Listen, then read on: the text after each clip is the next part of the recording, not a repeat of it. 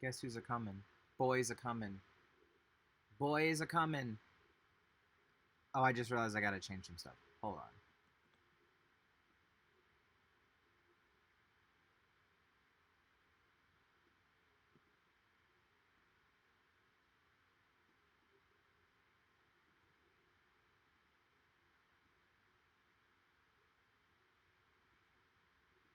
Okay, I had to turn off delay because we don't need that. We don't need that here. We don't need that Great Ace Attorney to be delayed by 600 and what was it? 650 milliseconds.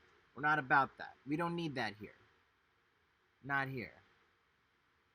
Not about it. So let's yeah. Let's get into it. Let's do it. Why are we waiting? What do we need? What do we need? What do we need? Tell me. Enlighten me. What is it that we are looking for? The man? We need the man. Which man? Which man are we talking about? Like the Sholmes? The Sholmes man? Do we need the Sholmes man? Cause I think we need the Sholmes man. Also, why am I all the way?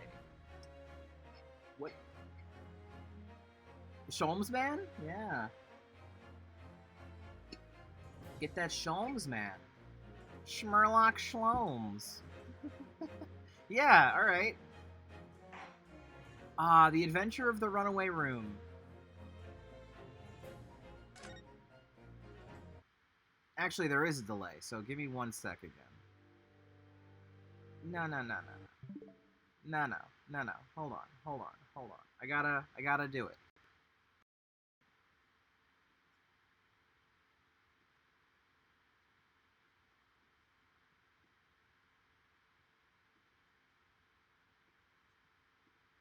Okay, now there's that good delay. We can do it. No, I want to watch this. I want to see what this is about. Okay, I want to see it. Glancing over my records of the late last century, I am faced by the events of a certain bitter winter. Bitter winter. Okay. A murder in a carriage as it sped through dense London fog in the dead of night. Okay. Though the victim and the perpetrator were the only ones inside, there were multiple witnesses to the crime itself. Are you sure about that? Because I don't know. However, none could have imagined the time that such a seemingly obvious case as this would end in such a horrendous manner. No, horrendous. My friend, Mr. Herlock. I hate it. I still hate it. It's really stupid. I believe. I think it's really dumb. Perhaps that case was indeed Herlock the prelude. I won't be able to take it seriously. That impressive Japanese student and I were to play together. Okay. Alright. So now we're talking about Japan. Oh. Oh, they're here! Look at them! Amazing. Is this really just a railway station? Railway station or not, I've never seen such an enormous building. I'm so surprised that he sounds exactly like I thought he would sound. And look at all the steam locomotives. But just British. For some reason. This country is incredible. You're Japanese. Why do you sound British?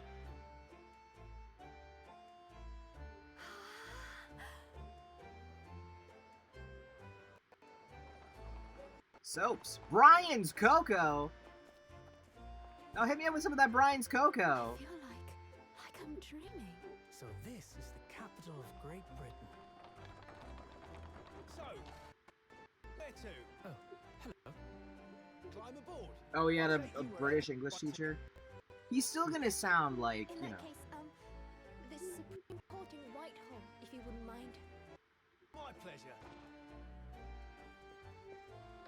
I suppose you're visiting students from abroad, eh? Yes. Thought so. Well then. Oh, no.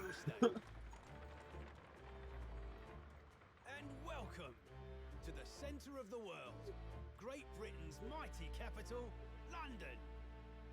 Why did I think, like, that building all the way on the left there was the Eiffel Tower. Like, we're in London. What the hell? Was it Watson his teacher? No. He wasn't. He was a teacher, but not his. 18th of February, 9:21 a.m. British Supreme Court, Lord Chief Justice's office.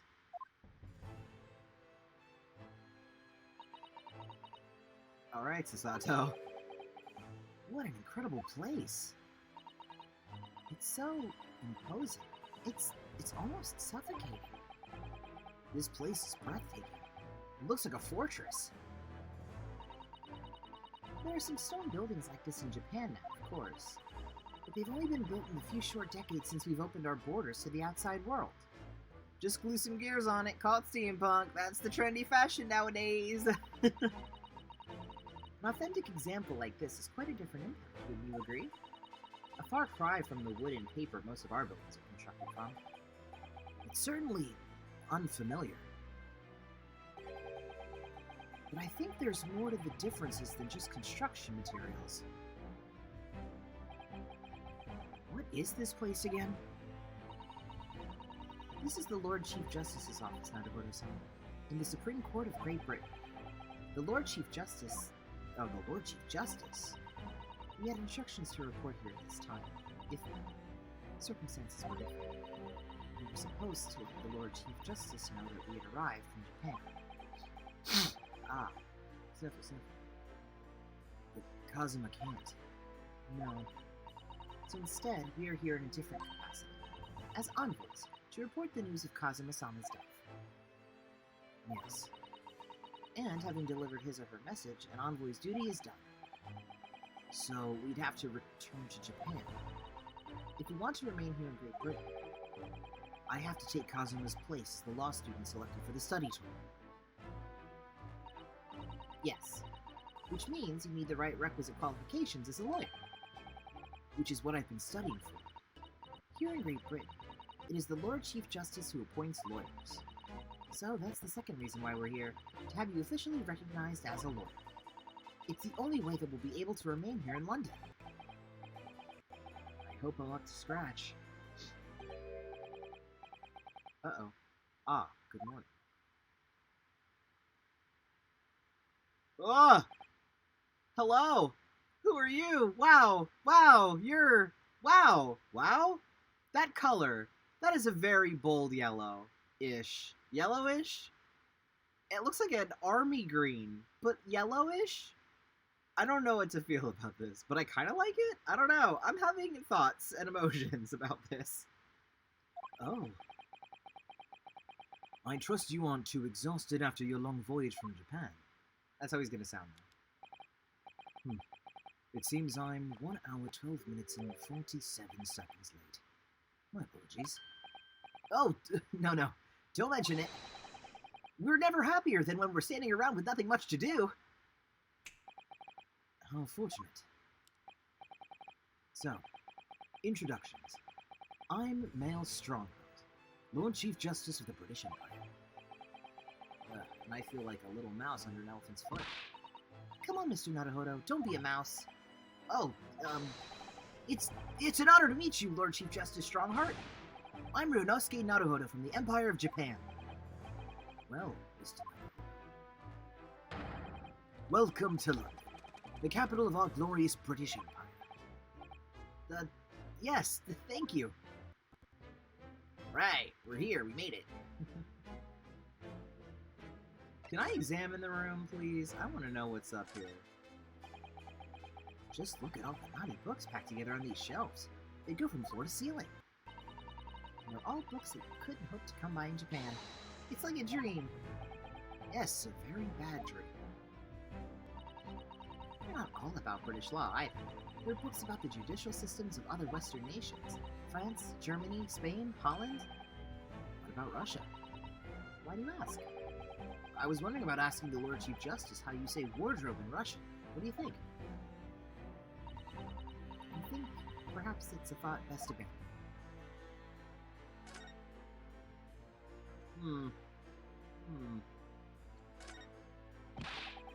Look at these menacing metal giants facing each other across the room.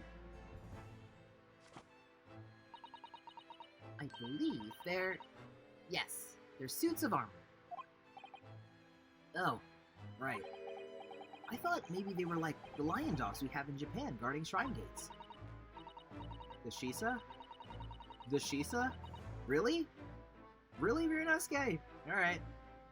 No, not at all. In fact, in Europe, suits of armor like these are always possessed by evil spirits. And they roam around in the middle of the night. Really? Is there nothing you don't know, Mr. Sato? This book tells me everything I need to know about everything. If you're ever unsure, just ask. Where did she get that incredible tone? Is this some kind of clock? Actually, I think we might be inside some sort of giant clock. With those gears, larger than anything you'd find on a steam locomotive even. It's eerie. Do you think clocks are some sort of hobby of his? The Lord Chief Justice, I mean? Well, boys do enjoy fiddling around with machines, don't they? I'm not sure you could fiddle with cogs that size, and I'm certain you couldn't call him a boy. Still, it's amazing how little noise the cogs make, considering how large they are. There's actually something quite soothing about their precise rhythm. That explains why he's kind of a mess with time. This must be the Lord Chief Justice's desk. I believe it's made of marble. Looks more like an over-the-top tombstone that's toppled over to me. I think that's your fanciful imagination at work again, Mr. Naruto. It feels like everything that's normally made of wood and paper is made of bricks and stone here. No. That's why this place feels so overbearing, sure. I think that's all. Let's talk with him. London. Tell me a bit, man. Tell me. So, what are your impressions of our capital so far? How do you like London? Oh, well, hell, I've been so nervous ever since I got here that I can't remember a single thing about the city. It's simply splendid, isn't it, Mr. Naruto? We had a wonderful view of some of London's streets from the carriage on the way here from the station. Everything is so impressive and grand. I must say, I'm almost lost for words. Glad to hear you like it. The city boasts tramways, piped water and gas, even cables supplying electricity. We spearhead every revolution in technology. Every visit to London is astounding. Oh, yes, astounded is the word. Thanks for saving me there, Susato-san. And everyone seems so jolly and full of vigor. Yes. There's much excitement about the upcoming Great Exhibition we'll be hosting here in London. Great Exhibition? Cultural and technological advancements from around the globe are to be exhibited here in our great city. It will be the greatest spectacle of its kind in history, and will make Paris's World Fair look like a toy show. Gosh, I can hardly imagine how magnificent it's going to be. Great Britain's capital city is nothing but magnificent. London is the center of the modern world, even if you do say so yourself. The sun will never set on our great empire. Perhaps it is fate that in these progressive times, we welcome visitors from the land of the rising sun. Alright, dude, chill out. Lord Chief Justice? I think you were expecting a student of law for this study tour, weren't you? Absolutely. Mr. Kazuma Asobi. That's right. The British government has already been telegraphed a full report of the situation. I understand the young man lost his life aboard the steamship bound for our shores. It's amazing. The news reached him before we even arrived. My country naturally extends its deepest condolences to you. Oh, thank you. And you honored this appointment specifically to inform me of the news. Yes. We are here in the capacity of envoys from Japan to report the sad news in person. They tell me you Japanese are a people of protocol and courtesy. I see that it's true. And it is with some regret that I must inform you The death of the young lawyer means the study tour arrangement can no longer proceed. If you would just hear us out, Lord Strongheart. What do you have to say? It's about the study tour. Mr. Naruhodo here would like to make a proposal. Would he now? Well, Mr. Naruhodo, this is it then. The moment of truth.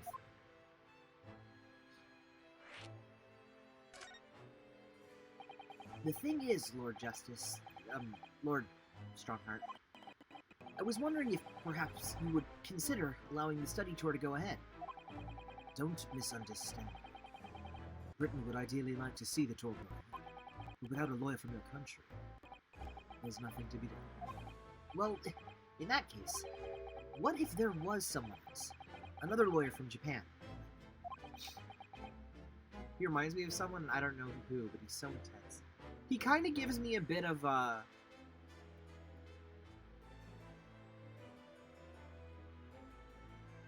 what's his name?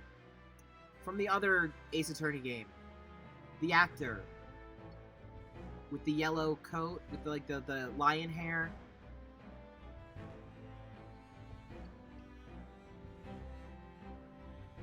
You know who I'm talking about. Because that's who he reminds me of.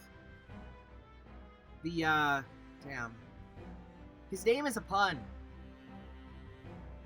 His name is a pun.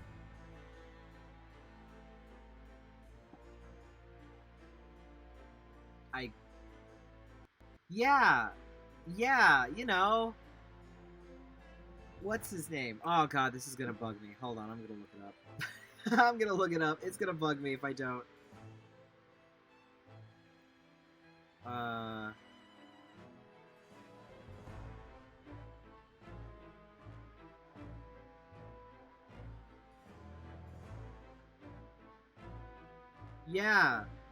Yeah, hold on.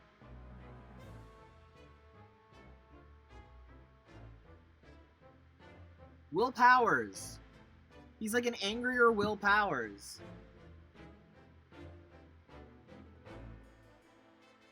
Which is funny, because his name is Strongheart.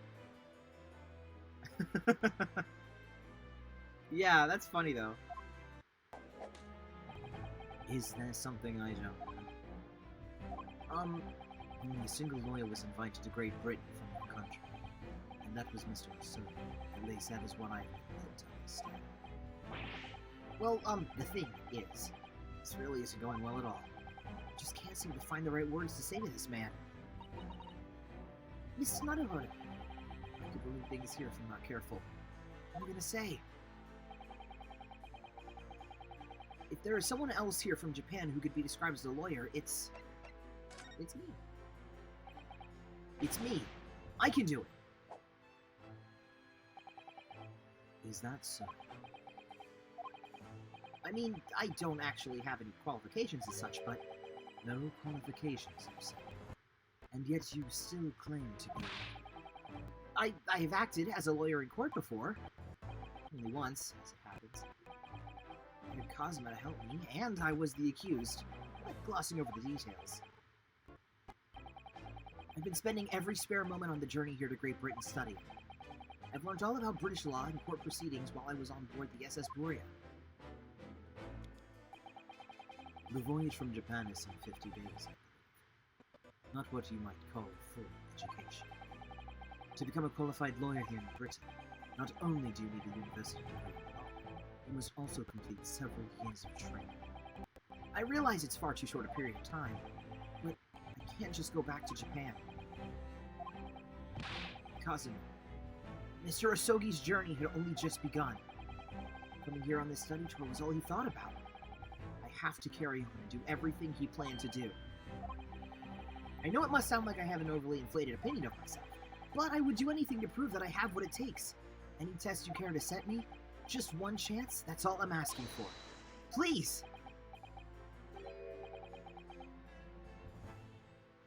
31 seconds. Sorry? Your opening statement. It was 31 seconds long. Not too brief, not too protracted. Perfectly judged appeal, I would say. Wow, this guy's weird. Which is a skill that would stand you in good stead as a lawyer. Oh, thanks. So, you're willing to put those words to trial? Well, I'm all friend to tell it. Huh? Let me ask you one thing first. Yes? You say you intend to do everything Mr. Osaka planned to do. Are you firmly set on that plan? Well, yes, that's my intention. I see. I imagine things? Or did his expression just alter a fraction there all of a sudden? Very well. You have your wish. I'll give you a chance. A test to become a specially certified lawyer. Whether you pass or fail is entirely down to you. Really? So, what form will the test take exactly? Tell me, Mr. Mother. What do you consider the role of a lawyer to be? Well, defending people, of course. Sad. So, let's have you defend someone. Huh? Your timing is perfect, in fact. There's an apt trial about to begin later today. No advocate has been appointed for the defenses yet, so this will be welcome news. Today? Straight away?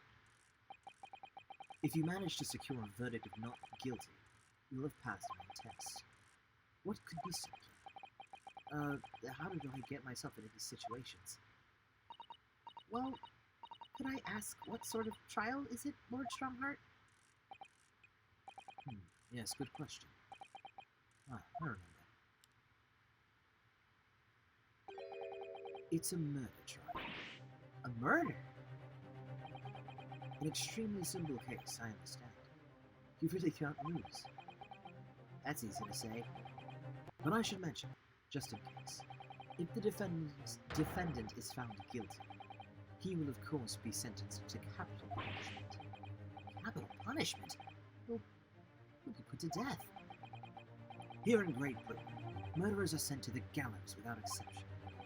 Presumably, you've read that much in your short, sea-based introduction to British law. We can't possibly agree to such a test. We would be toying with a man's life. I'm the Lord Chief Justice, and I've decided it's acceptable. But you can't do that, can you? There's no need to overcomplicate this. All you have to do is ensure that you don't lose. So the defendant may live or die, depending on how well I perform in court. If I lose, he'll be hanged. Mr. Naruto, you've come to me claiming to be a lawyer. If you want me to take you seriously, you need to prove you're willing to do a lawyer's job. And you say you intend to see through the will of your compatriot, Mr. Osogi. I would like to understand just how far you're willing to go in order to make that happen. He's testing my resolve. What's the matter? You fell silent. I'm sorry. The time is pressing. The trial begins shortly. I need an answer from you now. What's it to be? What do I say? Do I agree to this absurd test? I can say I won't do it. What? Hey, hold on a minute. Alright then. If I have to give you a decision now, my answer is... I can't do it! I can't get the words out! 15 seconds. Your decision-making needs work if you want to be a lawyer. That was too slow. So, it's as I suspected, is it? Sorry? You have noble intentions, but lack the resolve to see them. The test is cancelled? Thank you for stopping by. What?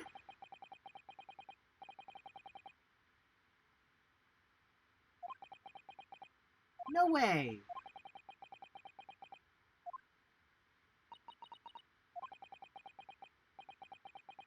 What can I do? You do? It's not an easy decision to choose whether to defend a man in these circumstances. but resolve has absolutely nothing to do with it. What are you trying to say? I think what Mr. Sato means is that no matter how badly I'd like to be recognized as a lawyer and stay here in Great Britain, to risk another man's life by treating his one and only chance at a trial so trivially would be utterly unforgivable. And I feel exactly the same way. I'm sure the defendant won't see this trial as a test, as some kind of experiment. A lawyer may fight for his clients in court day after day, but for each one of those clients, the particular day they stand in the dock may be the only chance they have to fight to prove their innocence. No, I was wrong. I'm not qualified to do that job. I'm sorry for wasting your precious time, Lord Chief Justice. Wait. Mr. Naruto. Oh. Is there something else? It's approximately 20 minutes by carriage to the Old Bailey. If you leave immediately, you should still be there in time. But I just said that... I was quite serious in what I told you. The defendant in this case has literally no one to advocate for. What? At this point, he can't hope to find someone to represent him. The trial will begin without a defense. And if that happens, there's only one possible outcome. He will receive the most severe sentence the judge can pass down. But that's awful! But that is the truth. Why does it have to be like this? Please don't expect an answer to every question. Damn. The cold, hard truth of the matter is that there is only one person now with a chance to save this man from a very miserable end. And that is you. I'm really his only hope? So, what do you say now? Me? What do you mean, Lord Strongheart? You said it wasn't an easy decision to choose whether to defend a man in these circumstances, and I agree. But in my estimation, it is purely and simply a matter of resolve. Oh. The time is up here. I have a meeting to attend. I must leave in 2 minutes and 16 seconds. So, venture into our great city and enjoy yourselves. But I gotta work, though. I gotta do work. I don't want to work. He's gone. The Old Bailey. If we're going to do this, Mr. Naruto, we must leave at once. I guess we're doing it? Okay. The Old Bailey. Is this the criminal court? Oh, this is the criminal court. Okay, cool. 18th of February, 9:45 a.m. The Old Bailey. Defendant's antechamber. Oh, thank goodness we're in time. There's still 15 minutes until the trial begins. I never knew a horse-drawn carriage could go so fast. I thought my teeth were going to rattle loose. Did you hear what I said to the driver when we climbed aboard? Get us to our destination in 5 minutes, driver. And there's a guinea in it for you. It's one of my favorite lines from the Herlock Sholmes stories, and it worked quite perfectly. I'm not sure why you're so pleased. I thought we were going to die. And we had to pay gold for the privilege. Well, at least we arrived here before the trial started. Yes, I suppose there's that. Anyways, I don't understand it. The court clerk said the defendant should be here, but there's no sign of him at all.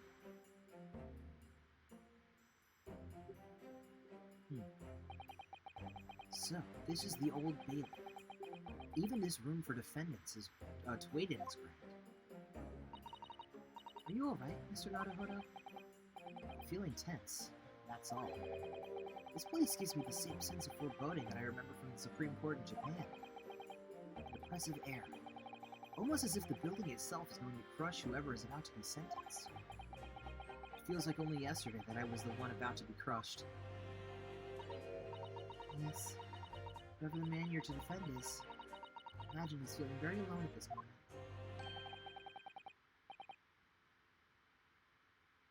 No way, he's Irish. Or they're Irish. Yay! Top of the morning to you, madam. Sir. Oh, I love you. What are yous doing following me here? Things are fair desperate, are they? Sorry? Would you look at those expressionless faces? From the east, are yous? We're from Japan. Yes. Ah, Japan is it? Right, say no more. So, how much do yous need? No, we're just here because... No need to explain, fella. I've been there myself, so I have. And I noticed the pig and I'm like, oh god, you're the one who's getting sentenced, huh? No place to go, nothing to eat, barely a penny to your name, and all while in a strange, faraway land. Well, actually, we haven't found a place to stay yet. No. 'Tis grand, 'tis grand. Let me start by giving yous 1,000 guineas. Say nothing now. 1,000 guineas? Please, Miss Susato, you don't have to shout. But 1,000 guineas is enough to build an entire mansion in the most prestigious area of Tokyo. What? Tis nothing to me at all. I like to ensure I have sufficient funds to weather a rainy day, you see. I have enough wealth to buy the city of London 2 or 3 times over. That much rain even fall in one day? Well, even so, we couldn't possibly accept such a large sum of money. Ah, that hit me in the eye. Don't get me wrong, fella. I'm not giving it to you no strings attached. I'll be wanting you to do something for me. Oh. To be honest, it's a little embarrassing. The trial that's about to begin, you see, is for me good self here. I'll be in the dock. So now, what I want you to do is come along with me and stand there beside me. Officially, you would be my lawyer, but that's just a little detail now. Oh, well, the thing is, don't worry about a thing. All you have to do is stand up there next to me. None more. Otherwise, you see, the trial is going to start without me having any kind of representation at all. So it was true. The Lord Chief Justice wasn't just making it all up. I'm terribly sorry to have to ask, but does that mean you're the defendant in this trial? Luster and blazes, do yous? Do yous not know who I am? Me, one of London's biggest names. No, sorry. I've only just arrived in the city, you see. I see. Suppose it isn't altogether impossible. Well, just next to Hyde Park, there in the center of London, is another beautiful park. Sorry? A park? What? 'Tis called McGilded Park, full of blossoming flowers in the spring and singing birds and whatnot. I donated it to the city, so I did. An entire park? In central London? The City of Smiles, that's my vision for London. There's nothing Magnus McGilded wouldn't do for the city and its poor old people. Magnus McGilded! What a name! I love it! That's amazing. I mean, really extraordinary. Ah, but now they've the gall to say I'm a good-for-nothing criminal. Me, Magnus McGilded. What is the matter with the London police, I ask you? Oh, calm down there. All right, don't pass out. Mr. Naruhodo, perhaps now would be a good time to introduce ourselves while the gentleman catches his breath. Good idea.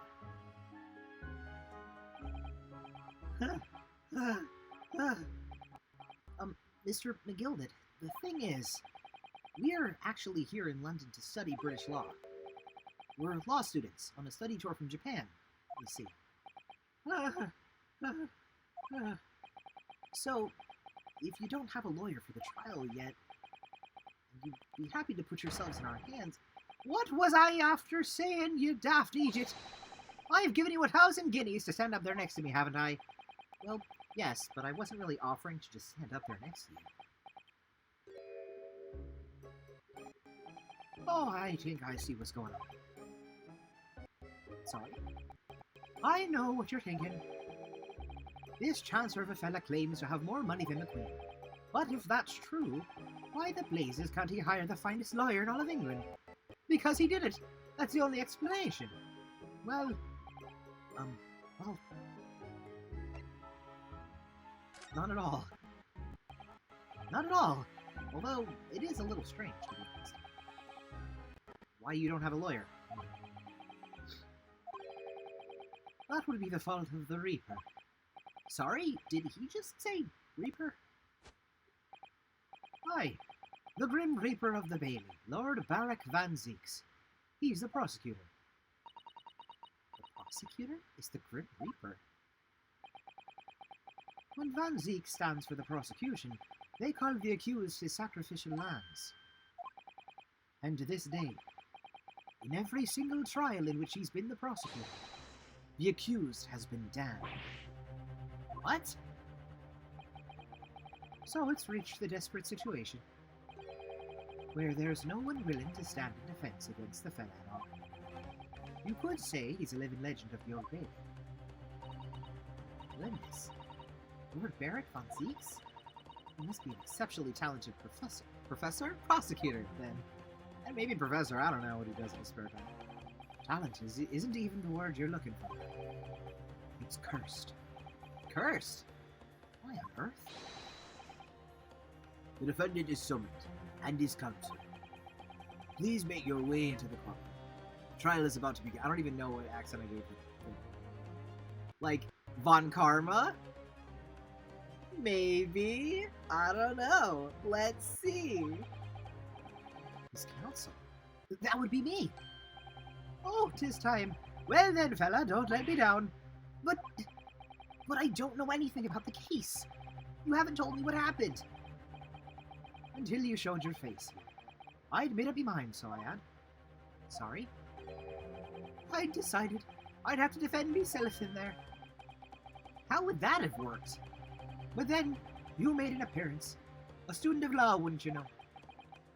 'Tis no accident, I can assure you of that. 'Tis fate. So don't get cold feet now. Please. What? Hold on. What is going on here? I literally know nothing about the case, or about this man who stands accused. In fact, the only thing I don't know is that I can't just turn my back on him. I hate to inform you, but the man you're defending is pink, so he did it. You know, that's what I love and hate about Ace Attorney games. He is pink, therefore he did it.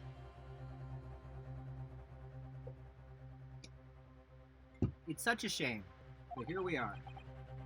The man has no one. He'll have to stand alone in that courtroom, armed with nothing to defend himself. Yes, something that Kazuma would never have allowed to happen. Is that really the tell? Wow, I'll be honest. That's kind of the tell. And in most games, it is a thing. In that Ace Attorney, the people who, like, the criminals are wearing pink. Yeah, 9 times out of 10, if they're wearing pink, they're the criminal. Which I think is hilarious. Counsel for the defense. What am I doing with this accent? Counsel for the defense. What are you doing? If you're late to the start of the trial, you'll lose your right to stand. And now he's Scottish. Whatever. Who cares? He's just an ever-shifting fae. The bailiff. He'll be right there. Oh man. It's happening. My first trial in a British court. I hope you're watching over me, Kazuma. Because I have no idea how I'm going to manage this. Me neither, dude. All I know is that Magnus McGilded is amazing. And Baron von Zeeks is probably going to look straight up like Edgeworth. I also can't wait for the British judge. I want to see what the British judge looks like. Your Honor, that's gay. 18th of February, 10 a.m. The Old Bailey courtroom. Exactly 10 a.m. Oh! There's no judge, there's a jury? Okay. So, this is the highest court in Great Britain. The Old Bailey. The centuries of history in this place is palpable, isn't it? It's so different to the Supreme Court in Japan. It feels both imposing and serene at the same time. The atmosphere almost makes words redundant. Who are you people? Whatever the country, determining a person's guilt or innocence is always a solemn affair. May I say something, Mr. Naruhodo? Well, yes, what? Oh, he's nervous. Oh, he's nervous. Your eyes look ready to pop out of your head again. Are you the Ace Attorney? Are you the Ace Attorney? I am a Ace Attorney. So, to give a little bit of backstory to this game specifically, this is Phoenix Wright's like great-great-great-great-great-great-great-grandfather. Because Naruhodo is, I believe that's what Phoenix Wright's last name is in Japanese. So, he's not even an attorney. Yeah, this guy's not even he's not an attorney.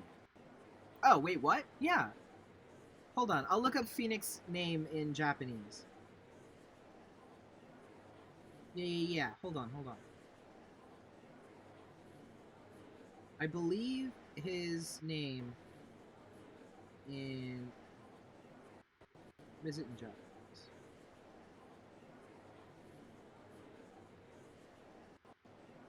Where is your name, dude? Where's your Japanese name, bro? Well, it's confirmed that this is his, like, ancestor. Hold on.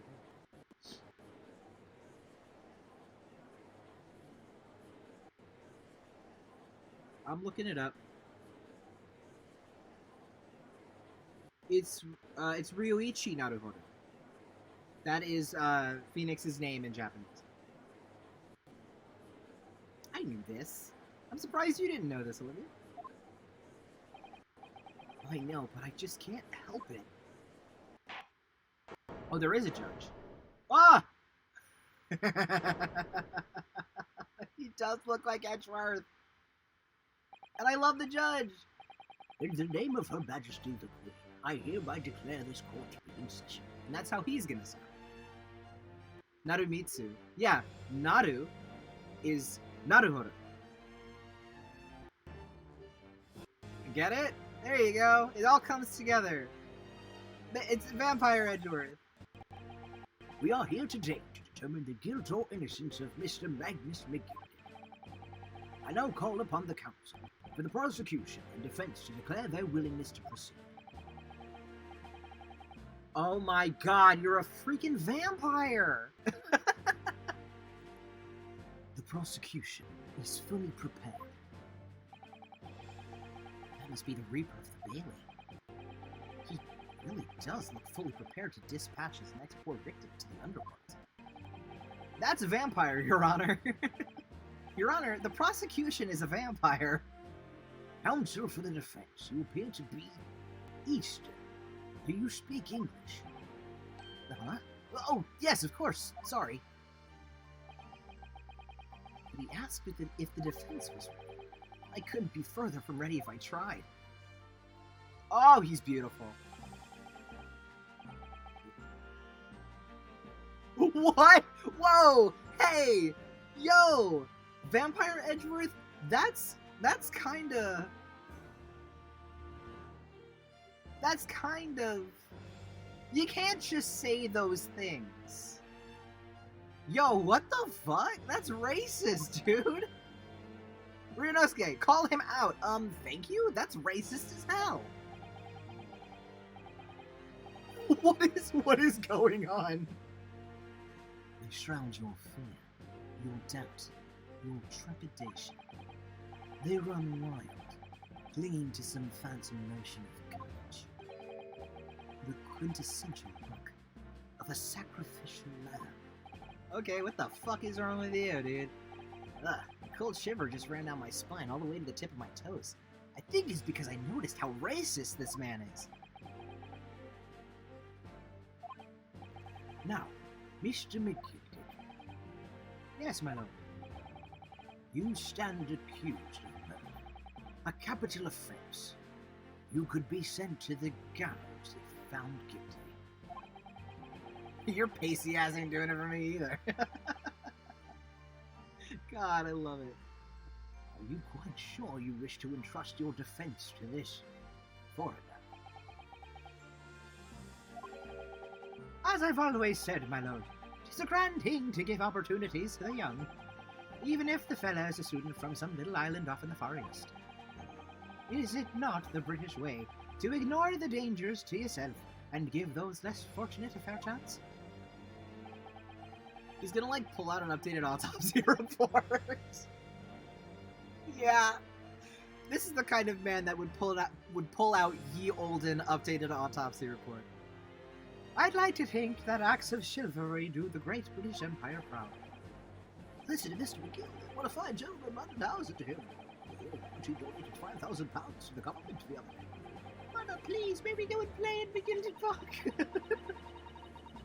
It seems as though everyone in the public gallery is firmly behind Mr. McGilded. That's definitely welcome news. And he certainly has a way with words. I'm surprised he couldn't convince anyone to defend him.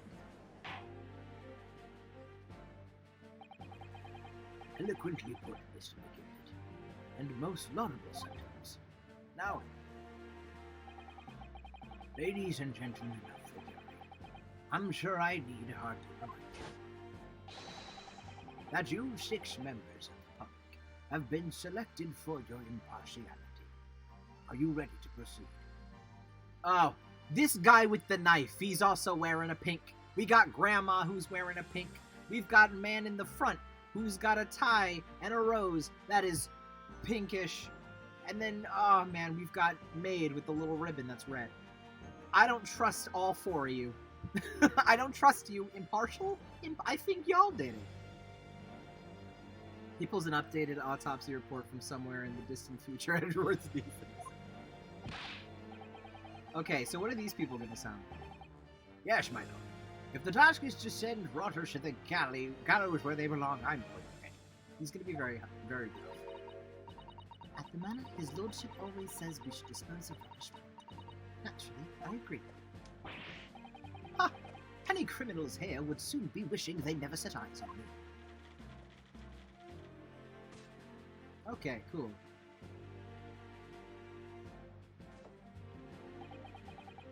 I feel a chill. Okay. Oh, don't mind me, my dears.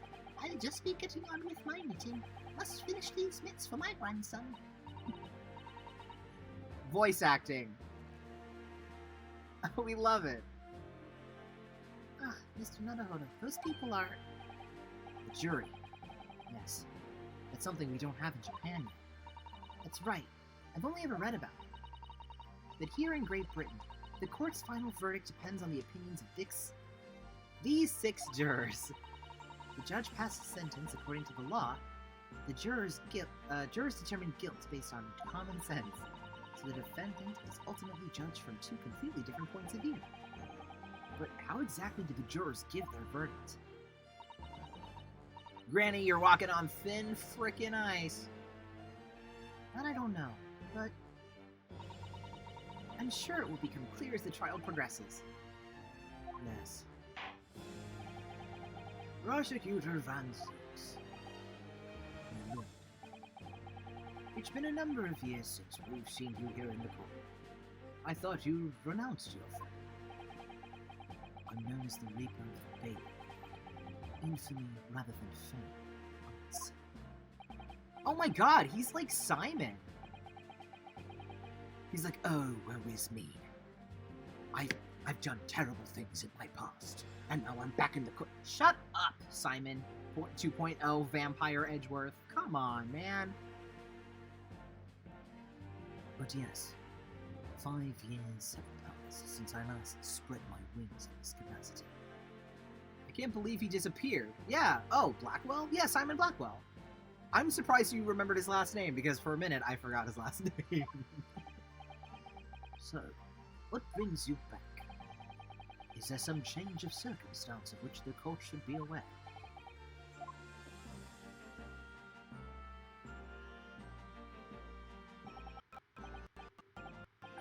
to your imagination, my lord.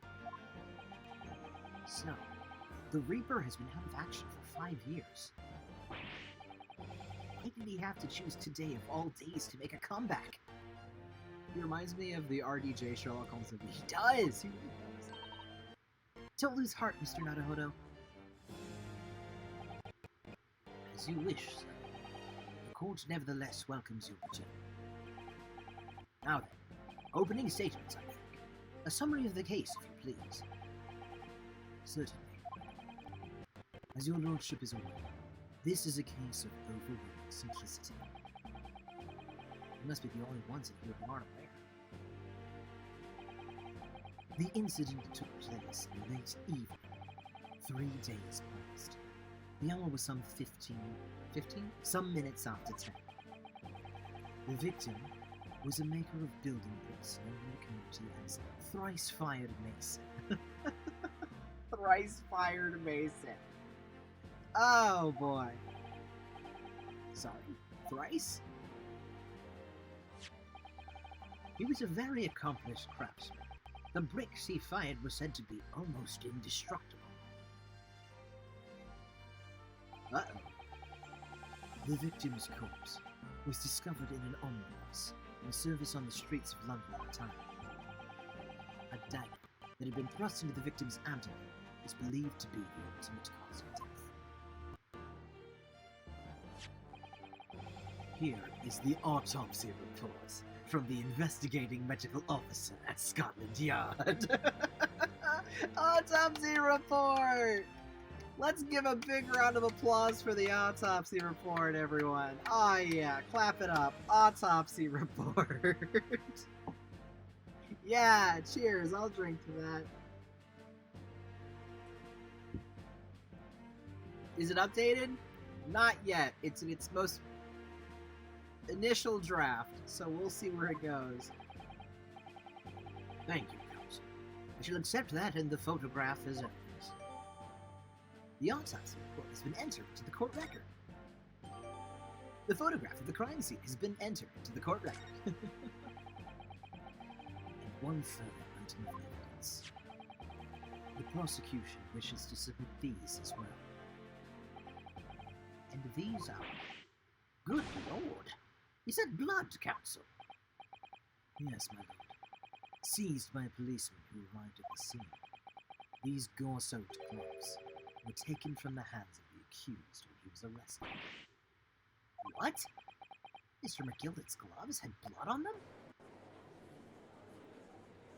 I'm watching you, Van Zeeks. Always watching you. Yes, I will accept these as evidence as well. The defendant's leather gloves have been entered into the court record. How did I get into this? I backed into a corner before I've even started. Continue. According to the driver of the ambulance, there were only 2 passengers traveling inside his vehicle at the time. Only 2? Obviously, one of these passengers was the deceased Great Ace Mason. The other was the accused, Magnus McGillicuddy. Is this the yeah, Herlock Sholmes? Yeah, he's in this game. This is his game. He's not here though. So I don't know if he's gonna show up for this trial. I mean, I would hope not, because he's just weird. He's a himbo. He's a himbo. Well, rather damning circumstances to say the least. Defendant, what say you? Where is he? I want my... Well, of course, I have no recollection of such a thing. Mr. McGillicuddy! To be sure, I rode the omnibus that evening. But whenever I'm in a carriage, I'm taken with a fierce tiredness and I always succumb to it. Are you claiming to have been asleep? 'Tis the motion of the carriage, my lord. Milton's, so it is. And when I opened my eyes again, 'twas a desperate sight before me. The body of a man I'd never laid eyes on before in me life. Now I ask you, what good-hearted soul would rush to help a fella bleeding from his stomach? I wasn't about to start worrying about me gloves now, was I? I reached out to give the man a hand. So, the blood got under the gloves then, after the man had been killed. Unfortunately, that statement of the driver's is only the beginning. What? It's not all of it? There were multiple witnesses to the precise moment at which the brickmaker was fatally stabbed. Oh boy, oh boy. This is a mess. Order, order, order! When the killing took place, only the victim and the accused were inside the carriage. And there were witnesses to the crime. This is not a case of compelling evidence. It's the nail in the coffin for the accused.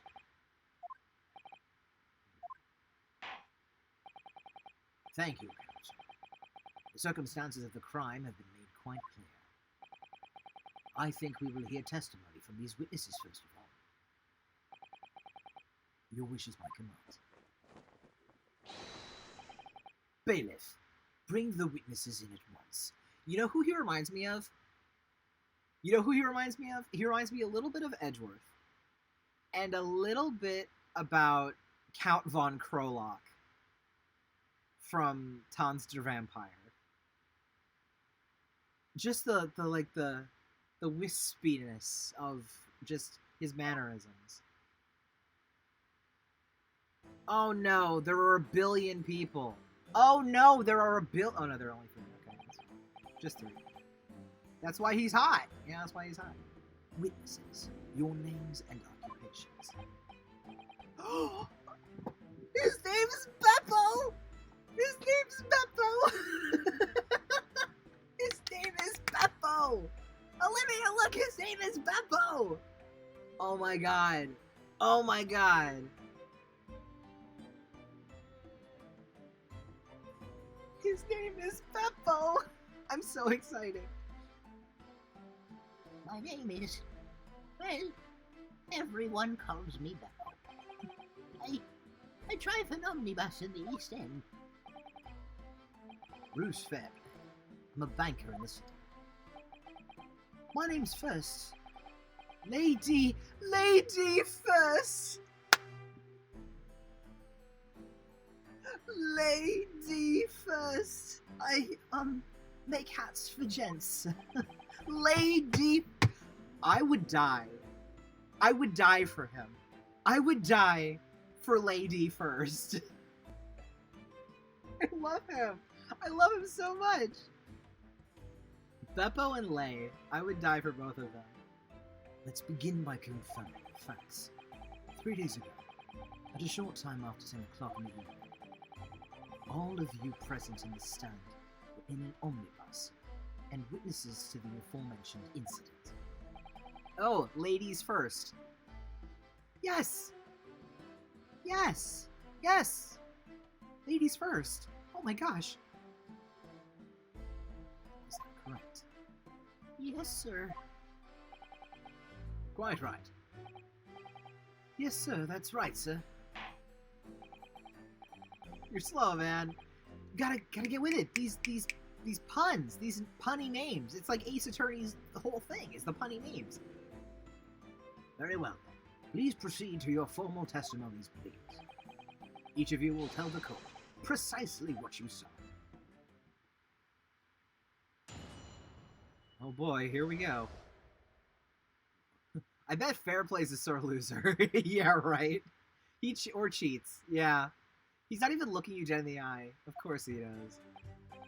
It was the last bus of the evening, so I had a few customers. I remember it well.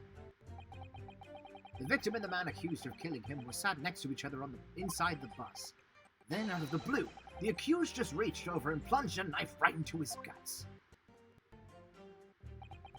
That's right, he stabbed him. I screamed, I did. Couldn't help it. As soon as I heard the scream, I stopped my bus, and then I saw it too.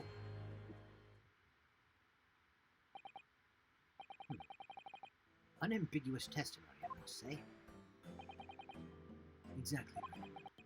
These men witnessed the incident of the omnibus with their own eyes. I'd like to ask a question, if I may.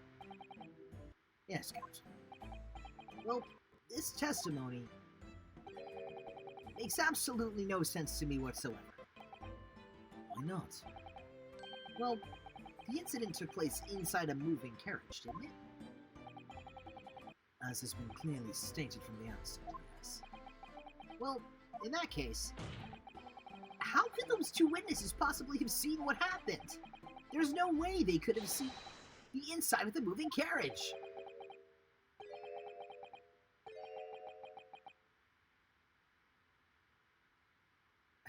Yeah? How quaint. I'd read that civilization in the Eastern Island nations was a good century behind our own. But you're here in London yourself. Are you really so ignorant about our omnibuses? Huh? Tell me. God damn you, you weirdo. Have you ever traveled in an omnibus? Well, no. We, only arrived in London this morning. No matter. I've arranged for us all to see for ourselves. The actual scene of the crime, that is. What? What do you mean? The actual scene? How? The carriage is designed to be moved, after all. Presumably, you understand that much. Yes? The omnibus in which this bloody crime took place is here today, in this very building. Here? What? The entire carriage? Bailiff, bring forth the stricken omnibus. Okay. Oh. It's just here? Baker Street! Sorry, I got distracted. Baker Street! Sorry, I got distracted again. So, that's an omnibus. The omnibus. I can't believe they could bring something so enormous in here. Great Britain's courtrooms are amazing. As you can see, the omnibus is pulled by 2 horses and can carry up to 8 passengers. Alright. 4 passengers seated inside the closed cabin, and another 4 on the rooftop deck above. Every Londoner knows that the best views of the city's architecture and the sights are to be had from the top of an omnibus. And I should point out to our foreign guests that there is a skylight in the roof, allowing a view of the interior from the seats above. Ah, a skylight. Oh! The penny drops at last, I see. These 2 gentlemen were occupying the rooftop seats on this omnibus when the murder took place. They're dating. I'm sorry. I just had to put that out there. They're dating. That is how they came to witness the grim incident. Through the skylight. Ugh. It makes perfect sense. Well, Counsel, this is a first. In all my years behind the bench, I've never experienced the crime scene itself being brought into the courtroom. There are a number of important clues remaining inside the carriage. I would like to submit the omnibus itself as evidence. That is the prosecution's wish.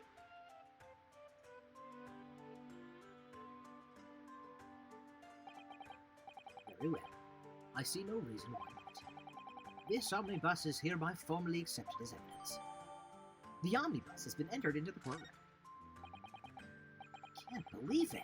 The entire crime scene entered as evidence. Yes, Great Britain is simply extraordinary. I could help myself a lot by giving that omnibus a thorough examination, seeing as it's here. Let us continue with proceedings, then. Your cross-examination, Counsel. Pray, don't expect this man to stray to this... Wait. Oh, this stray man, I guess, to understand the intricacies of the British court's cross-examination rights. Because I'm not gonna be rude. Take a breath, buddy. Alright. My first cross-examination in a British court. Focus. Real nice game. Focus! Okie dokie. Let's go. What the witnesses saw. Let's go through bit by bit. It was the last bus of the evening, so I had a few customers, remember? Hold it! Yes, I think it was sometime after 10, wasn't it? Oh, yes, sir. That's right, sir. Yes. Ever so cold it was, freezing, in fact. Me singing aggressively at Venzique's Don't Be a Racist. I am melting. And you had 4 passengers on board at the time, is that correct? Yes, that's right, sir. Not all traveling in the same part of the bus, of course, no. There were no other passengers when the incident took place. Not one alighted, for example. You're quite right with that, sir. No other passengers like that one. So, nobody fled the scene of the crime. I have to say, the boss insists on it running, he does, every evening, at last bus of the day. And I do wonder sometimes if it's altogether worthwhile. Yes, sorry to say. What do you mean by that? Well, what with it being so cold and everything, and only making 20 pence on the run, you see. Yes, I spend that much at the pub on the way home, just trying to run again. The victim and the man accused of killing him were sat next to each other in the Hold bus. it! You saw them through the skylight in the roof of the carriage. That's right. When you sit up on the top deck, the window's right there at your feet.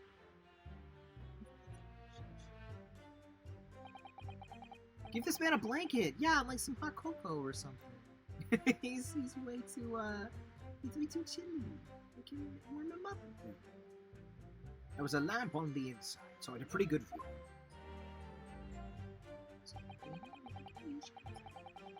The 2 of them were wearing hats, and I couldn't exactly make out their faces. But there's not a shred of doubt in my mind that it was Mr. McGilvray. How can you be so sure? Well, how can I put it politely? McGilded is a gentleman of rather small stature. I couldn't have mistaken him for anyone else. Let's not forget that when the vehicle came to a halt, the only people inside were close cabin were the deceased Mr. Mason and Mr. McGilvray. There was no room for doubt here. I really wish there was. Out of the blue, the accused just reached over and plunged a knife right into Hold it! You actually saw the exact moment it happened? Didn't I already testify to that? Or are fair, dinkum, hard-working city bankers not considered trustworthy these days? Goodness gracious. Oh, no, I didn't do that. This is no good. Really got his back up. Perhaps you could just tell us what you saw in a little more detail, if that's... My lord. Juror number 3. What's the meaning of this? My mind is made up, my lord. Completely and utterly made up. Made up about what? I don't like the stinking rich. Never have. They're always up to something or other that they shouldn't be. Every one of them. And that little leprechaun of a man is no exception. Well, he can't fool me. What is this? Hey! What just happened? What just happened? What did you do? Why did you fling fire into the thing? There's no point wasting time listening to any more of this. That's my opinion on that, anyway. That is precisely what I was about to say. As the foreman of the jury, it's my duty to set a good example to my fellow jurors.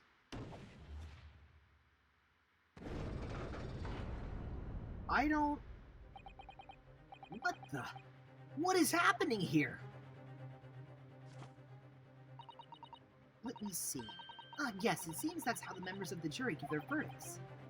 With fire? Apparently, yes. White for innocent and black for guilty. As the 6 members of the jury make up their minds about a case, one by one, they each cast a ball of fire into the great scales of justice, as we saw a moment ago. So, if those enormous scales fall completely to the black side, does that mean let's do our very best to make sure that doesn't happen. Now I'm even more worried than I was before. I think I have to win this one. Maybe we're losing. We've barely begun. Very well. The court acknowledges the change in jury stance. In the jury stance. Counsel for the defense, please continue with your cross-examination. This is a nightmare. That's right, he stabbed him. I screamed, I did. Couldn't help. As soon as I heard the scream, I stopped my bus. And then I saw it. Hold it! What exactly did you see? Oh, well, sir, that would be the passenger, sir. Yes, collapsed on the floor he was. Hold on a minute. Hold on a minute. And by the passenger, obviously referring to the victim, Mr. Mason, the brickmaker. And the other passenger that had the knife in his hand. Like this. By the other passenger, obviously you're referring to the accused, Mr. Magnus McGilvert. And then he plunged it down like this, stabbing the other passenger in the belly. What? Wrong. Incorrect. My lord, if you'll forgive the interruption. Juror number 2. Go on. Mr. McGilvert is a pillar of society and a gentleman, and a gentleman's word should be sacrosanct. However,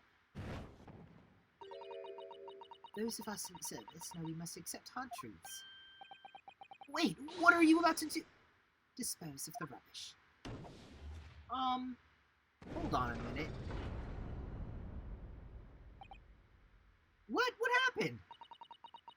I don't wish to cause offense, but I do like to eradicate all traces of filth and grime. Hold on a minute. I have painstakingly typed every word uttered here today and cross-referenced all the facts. As such, I'm now in possession to draw the only logical conclusion. Wait, I didn't do anything. Wait, hold on a minute. Wait, I didn't get to ask any questions. Not again. I feel like this is rigged. This is so rigged. That's 4 out of 6 jury members who've proposed a guilty verdict. There are only 2 left. We've had it. Every time I press these witnesses for more information, I just make the situation worse. Nevertheless, what we need more than anything at the moment is more information. We're still very much in the dark.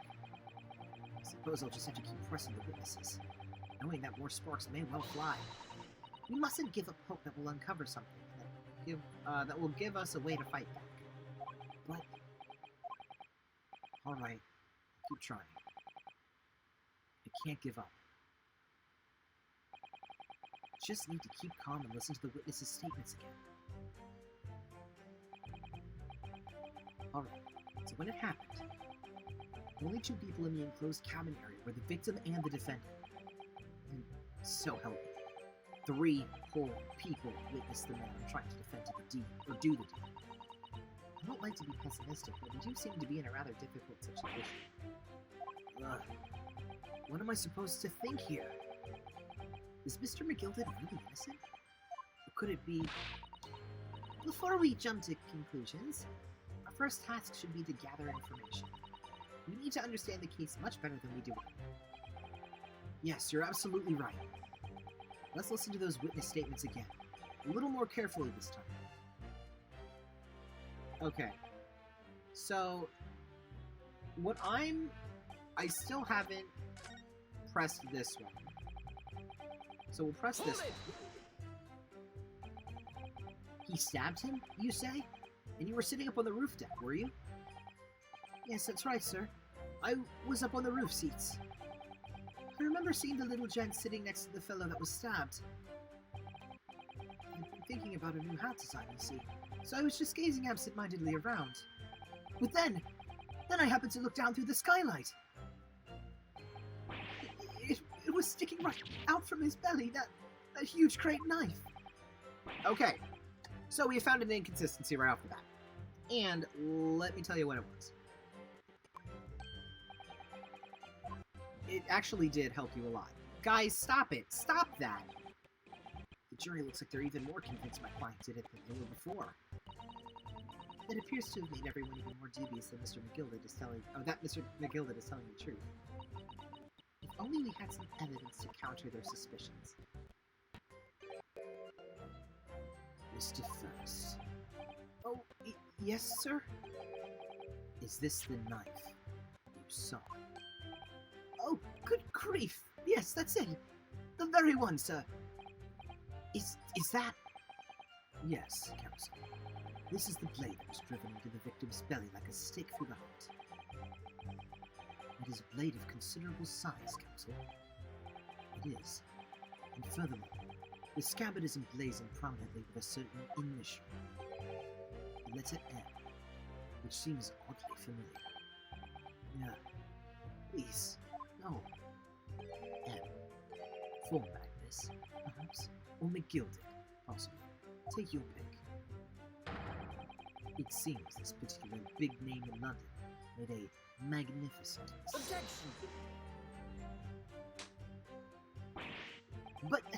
But there are M's everywhere. Like, yes, like in Mason. This blade is far too extravagant for a poor brickmaker to have owned. There's no blood on the knife? Actually, yeah, we can investigate the knife just to see. No, this weapon of murder most certainly belongs to the accused. Not conclusive, but certainly compelling, Counsel. The murder weapon has been entered into the crime. Okay. No, you don't. My lord, I wish to speak. Yes, sir, number 5. Do I take it that you too? As the master of the Lord Guild of Coachmen, the idea of a murder being committed in one of the city's carriages is utterly abhorrent to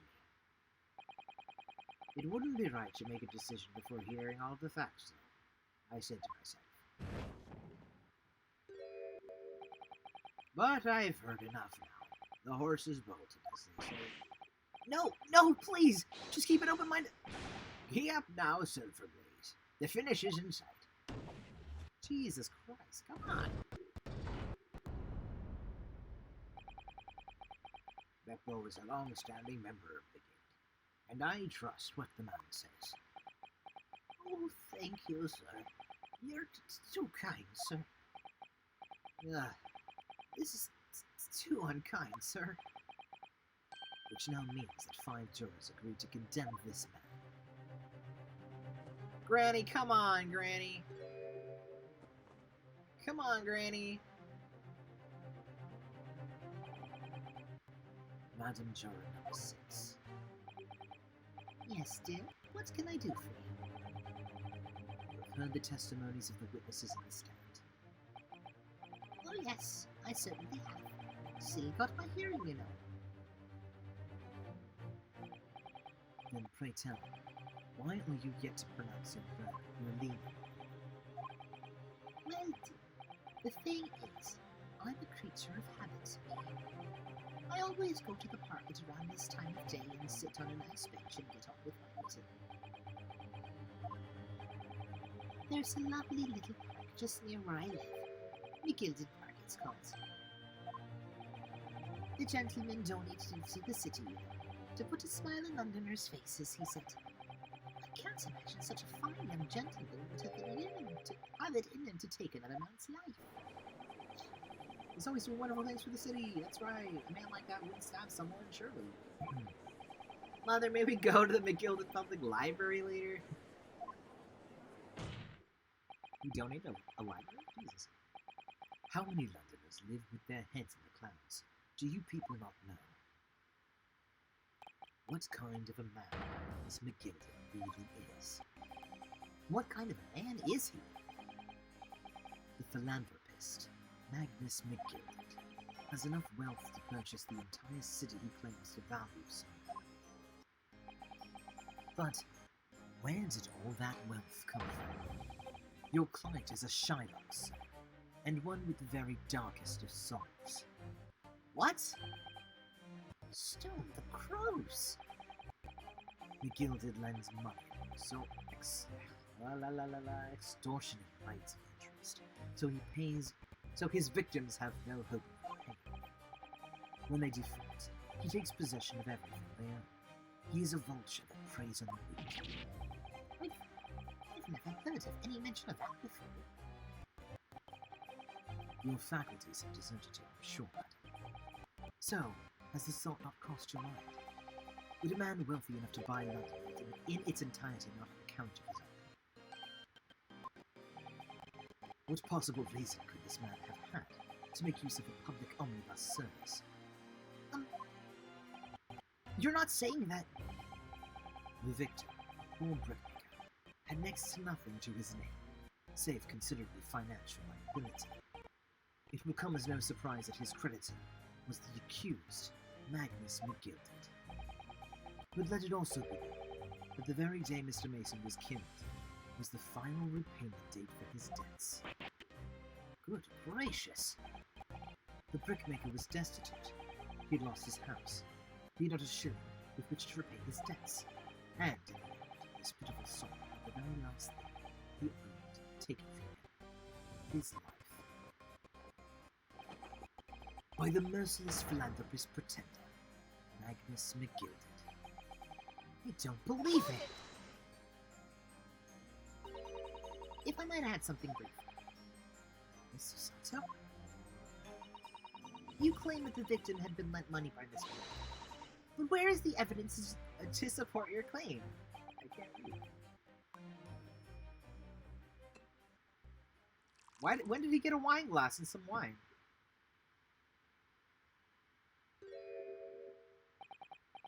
Pray, forgive the discourtesy of filling my hallowed chalice in a court of law. Ha ha! There it is. Lord Van Zeek's hallowed chalice. How can this be considered acceptable? Thought I find myself unexpectedly good. I'd heard ladies from the Far East could show great courage, but I didn't expect to experience it myself. As judicial assistant to the defense, I was simply doing my job. What a pity that your display of courage is in vain. This is the debtor's ledger, which details all monies loaned by the accused. You will find the victim's name clearly inside. Oh. Allow me to present this ledger's evidence. And pray forgive the discourtesy of raising my chalice in a toast to the enigmatic East at the same time. Okay, what I'd like to do first is let us take a look at the autopsy report, because we should probably look at this information before we continue. Victim: thrice-fired Mason, age 54, occupation brickmaker.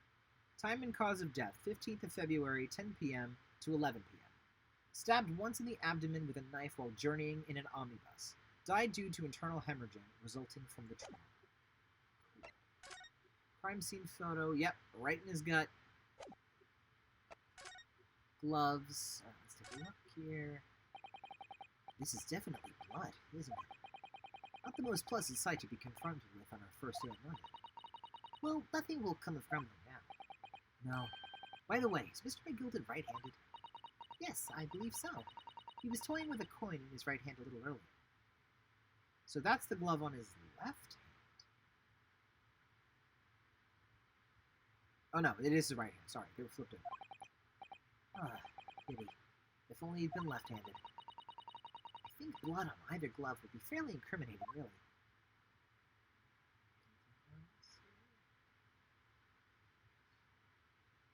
No, it's just blood. Can't find anything else. Omnibus. Let's take a look-see here. Alright. So, what's his name was sitting here? He left a butt mark. Okay. So let's take a look. Wow, let's open the door and go inside, shall we? Ugh. Scene of a murder. It's horrible. Okie dokie. Let's see. Oh. It's quite a large skylight, isn't it? Yes, quite large enough to afford a good view into the cabin from the roof deck. And there doesn't appear to be a handle or catch it of any description. So I suppose it can't be open from the outside, or open from inside the cabin at least.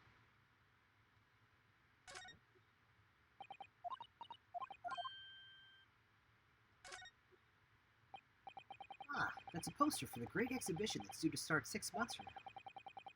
There's a lot of focus being drawn to the Crystal Tower, the centerpiece of the whole exposition. Ooh, the Crystal Tower? It's under construction already, I believe. People all over London must be fizzling with excitement at the prospect of such a grand event. Okay. Blood splatter. That's blood that's soaked into the seat. The victims, obviously. Yes, and that seat would be clearly visible from the roof deck. Would you really stab someone in full view of the other passengers like that, I wonder? Oh, it was after dark. There was a lamp on in here, so perhaps the culprit couldn't see anything outside through the skylight. Whichever way you look at it, it doesn't seem like it was a planned attack. Anything else? This seat has a handle, it seems. Oh, some stuff. This looks like all sorts of equipment that might be needed to keep the omnibus running. Heating tubes, tools to repair wheels, blankets, horseshoeing tools. So it's a storage compartment for the coachman to keep his things, it seems. There doesn't seem to be any space for passengers to stow their luggage, that's for sure. Well, I don't imagine it would be very convenient for that purpose anyway.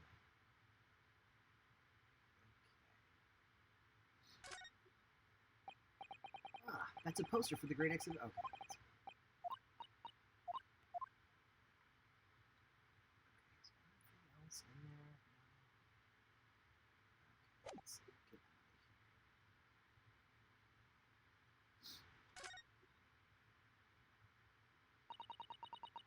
So, this is the roof deck of the omnibus. Oh, you must have a wonderful view of London streets from up here. So people sit all the way up here on bitter winter nights with the cold air rushing past them. They have to pay money to do so? I can't imagine how cold it must feel. That just made me think of something horrible. Can you imagine being dragged around the city in the freezing cold as a punishment? Perhaps that is the real price you pay to stay out late. Ah, Phoenix Wright Omnibus. Phoenix Wright Omnibus. Phoenix Wright. Phoenix Wright.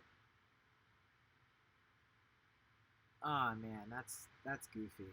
That's real goofy.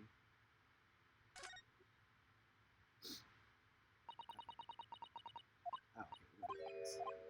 Blah blah blah blah blah blah blah blah blah blah blah. Okay. That's really funny. All right, let's look at this. Are you sure it's not a W? An ornate letter M. Undeniably, Mr. Magnus McGilden's initial. And it's beautifully gilded, too. It must be very valuable, actually. Ah, what is it? Look at this M. If you turn it upside down, it becomes a W. This could change everything. A W? Yes, this is one of those, you know, turnabout cases. I'm sure of it. He said the thing. I'm afraid I don't know it all. But what I am sure of is that this is an M. So why weren't the other passengers cold? I don't know. That's weird. Oh, well, that idea was quickly quashed. Okay. That part is the sheath, isn't it? Are you all right, Mr. Naruhodo? Oh, sorry. Yes, I just don't really like blades. Oh, those don't seem like the words of a man with a large katana slung from his waist. That's not a blade. That's Kazuma's soul. Anyway, there's no sense in delaying it. Let's see what the blade looks like. There's the blood on the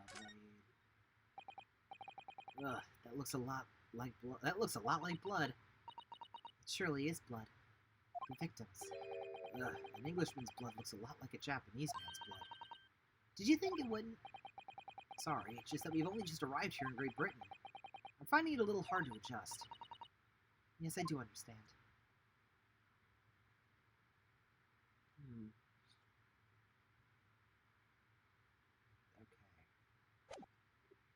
Doesn't look like there's anything else. A marvelous toast, Captain. I will gladly accept this new evidence. The debtor's ledger has been entered into the court record. Ah, yes, 20 guineas. The victim owed a considerable sum. Alright, I want to look at... it! Okie dokie, let's look at the... This portfolio must contain all sorts of secrets of London's gentry. Oh dear, do you really think we ought to look inside? Well, it's not as though we know any of London's gentry personally, is it? Apart from our great detective friend, perhaps. Actually, I wonder. I assure you we will not find Mr. Solmes's name inside. Well, let's see what we find.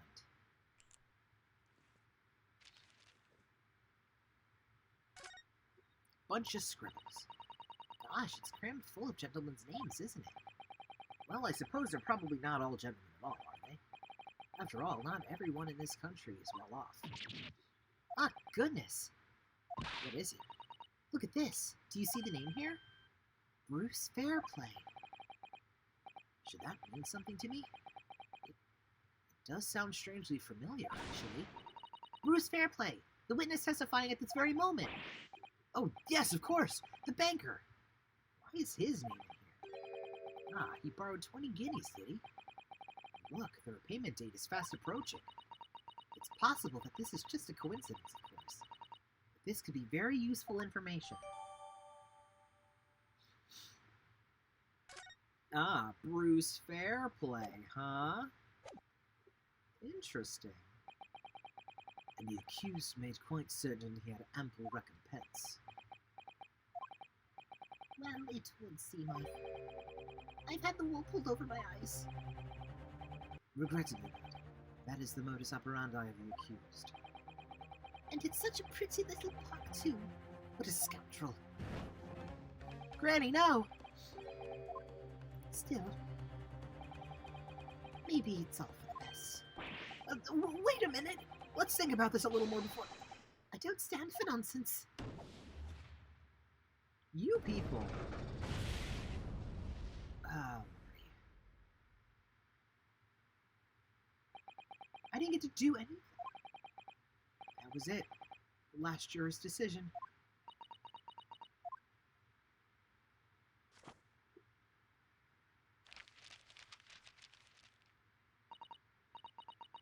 According to this Encyclopedia of British Law, when all members of the jury have concluded that the defendant is guilty, court proceedings are suspended, and the presiding judge will deliver the final verdict and sentence. That's what it says here. Ah, the final verdict. It's over then. Oh. There's a footnote, though. A footnote? However, the defense... All 6 members of the jury are in agreement in the case. I didn't say anything. Allow me to convey my respect for your swift and righteous decision. According to the laws of this country, I will now conclude the trial by delivering my final verdict. I trust there are no objections. Yes, object! Ryunosuke! Mr. Sato, just tell me one thing. Oh, yes? You were in the middle of saying something before? A footnote in your Encyclopedia of British Law. However, the defense... What did it say next? Oh, yes, of course. One moment. When all members of the jury have concluded that the defendant is guilty, court proceedings are suspended and the presiding judge will deliver the final verdict and sentence. Then the footnote says, however, the defense has the right to demand a summation examination of the jurors at this point.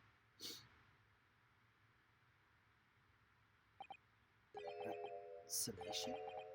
Examination? Objection! A summation examination. From which century has that tome you have been resurrected? Judging from the binding, I would say that book is at least 50 years old. Any modern text on British law wouldn't even give such an antiquated procedure mention. It's a relic, long forgotten, and certainly no longer practiced. So, you're out of luck. Oh. What even is it? What even is it, Mr. Sato? This so-called summation examination. Oh, one moment. Read about it. You would demand the right to a procedure before you even understand what it entails. Typical person who has never been a lawyer before. Alright, Mr. Naruhodo, I think I understand. It seems that under this procedure, we would be able to appeal to the members of the jury. To do what, exactly? Appeal to them to change their leaning and reverse their decisions? And it says here that, if successful, the proceedings of the trial must be resumed. Make them reverse their decisions? Yes, in times gone by, barristers would use a summation examination to attempt to influence the jury's decision. But that procedure became something of a formality with no practical benefit, really, so it rather fell out of use. I wonder why. Because it was devoid of purpose. Changing just one member of the jury's mind would be hard enough, let alone several. No self-respecting defense barrister would even assert his right to trial in this day and age. Still, I don't see any mention of the procedure actually being formally revoked. What are you suggesting? I'm suggesting that although it may be antiquated and largely forgotten, it isn't yet extinct. What do you think, Mr. Naruhodo?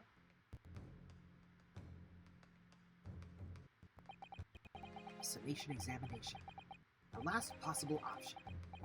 Do we assert our right to carry it out or admit defeat? Assert our right, goddammit! The defense wishes to assert its right to a summation examination, my lord. I have no self-respect, so... Objection! I mean, where's the lie?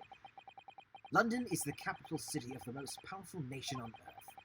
We have a duty to the world to exemplify the very highest standards of judicial procedure. Summation examinations are an embarrassment that should remain banned. Objection! But if it's our right, it's our right. I believe it could prove vital in this trial.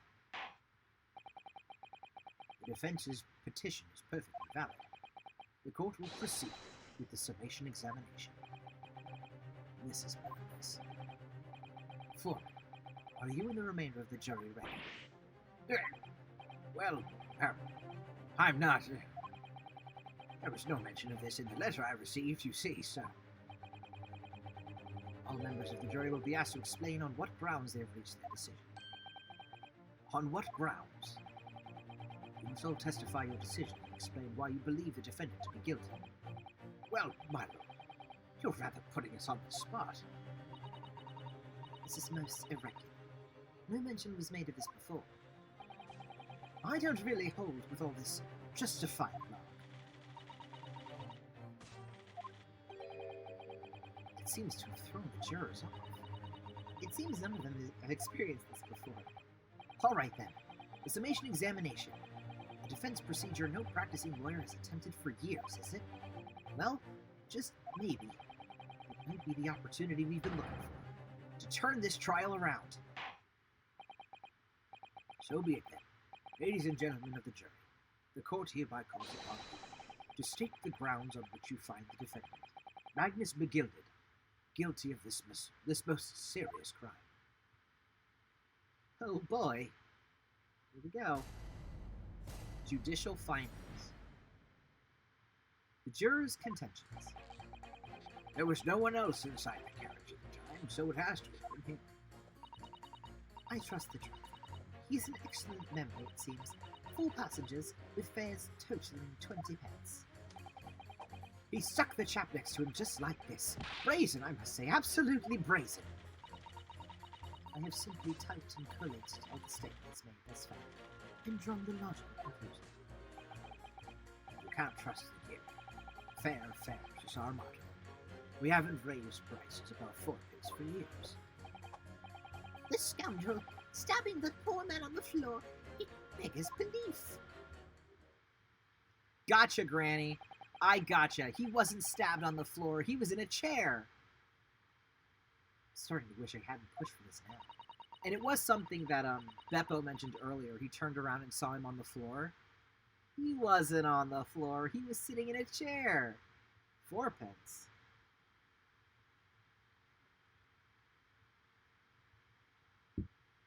Yeah, I guess for the fare?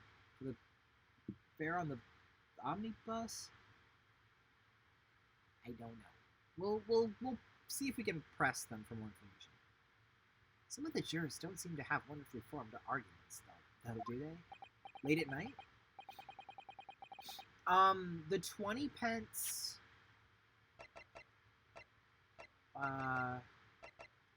the 20 pence, I believe, was the debt. Yeah, the 20 pence was the debt that both Mason and Fairplay owed to McGillicuddy. Well, let's see what we can do. We need to get these 6 people to change their minds. I'll have to throw everything I can at them and use some very persuasive language. Just a moment, Mr. Matahura. What do you want? What do you want, Susato? According to my book, that's not quite how it works. Oh? I thought I was going to have to thaw their icy minds with some heartwarming rhetoric about the defendant. Fortunately, once the jurors have decided the defendant is guilty, they're unlikely to heed anything the defense says. But then, they've reached their conclusions by their own reasoning, you see. Your pleas will sound like excuses. In fact, it could recoil on you. The more you try to persuade them, the more entrenched they may become. Then what on earth am I supposed to do? Oh dear. I'm just citing what I've read about British law. Right, I'm sorry. Do you have any idea how to make this work then? Well, from what I can understand, the key to this procedure is using the jurors' own words to make your arguments. What do you mean? Well, the 6 members of the jury are randomly selected members of the public. They may appear to present a united front, but the truth is, they're complete strangers who just happen to find themselves here in the courtroom together. And that's the way to break them down, you mean? Yes, exactly.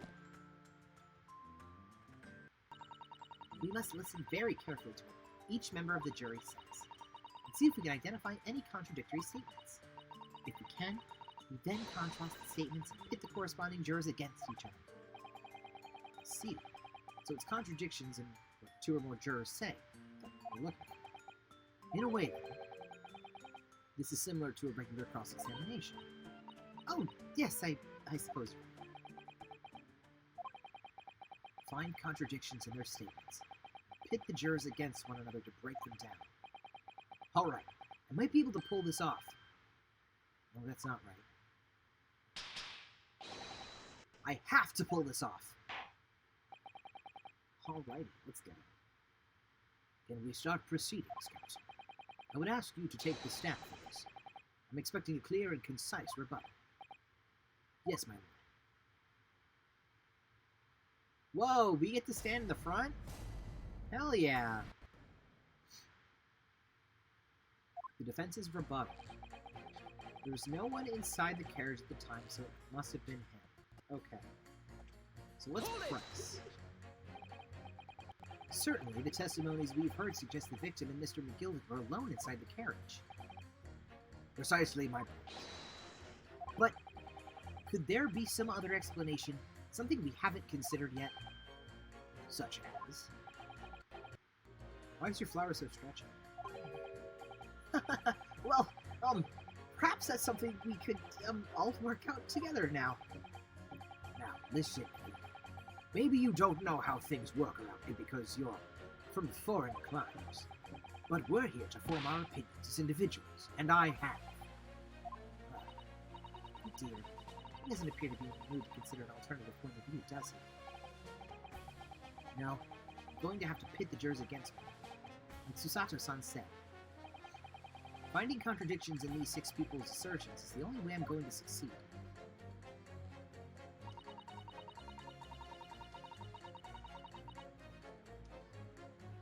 Okay. Fares totaling 20 pence. Okay, so this is going to have to do with the payment, okay? So 20 pence, 4 people. Okay, maybe some more. a little bit of math here. Because it doesn't come out evenly. Oh, 5. 5. Yeah, well, 4 passengers. So there was Mason, McGillen, Fairplay, and First.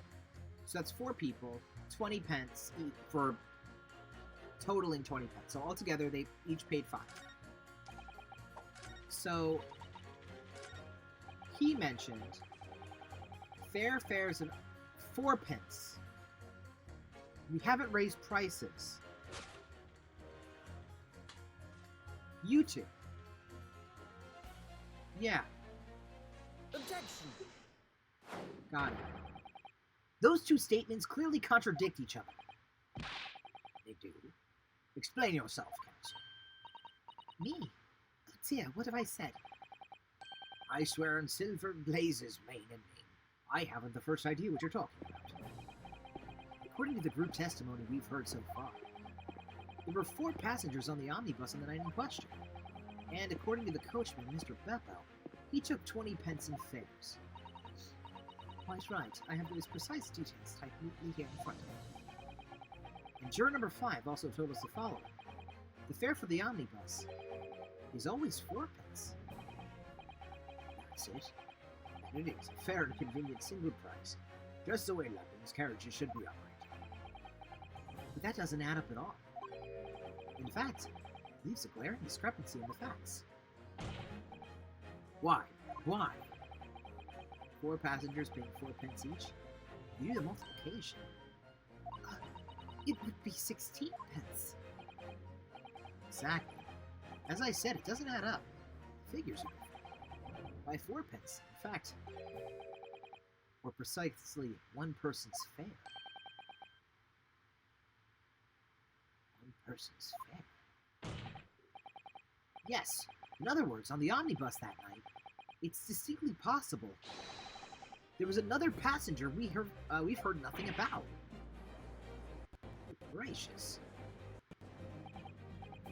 This can't be right. The coachman of the guild are good, honest men. One and all, trustworthiness is our watchword. The figures the coachman claims most certainly do not add up. Your watchword, good sir, is a fallacy. I beg your pardon.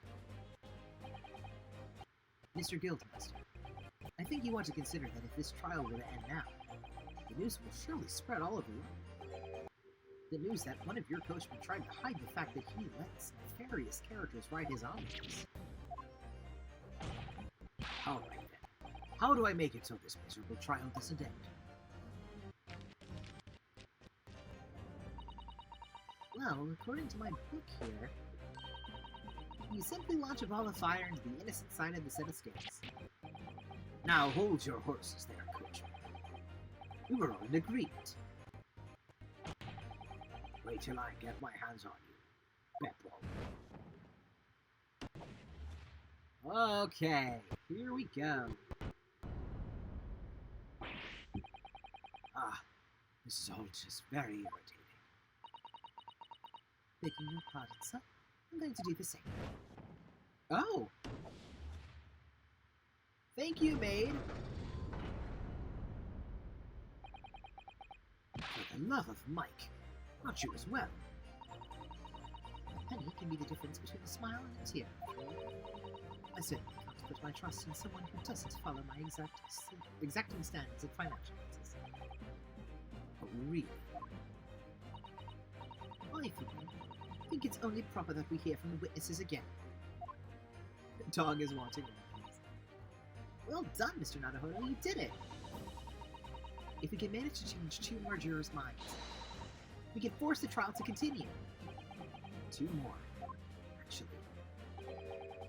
There is something else that's bothering me about a couple of their assertions. And that's where you must strike next. So we need to put 2 more jurors against each other and show there's another contradiction in their assertions. Exactly! You can do it. Well, the scales of justice have shifted, but they still weigh heavy on the side of guilt. Counsel, you have the floor. Continue with your summation examination.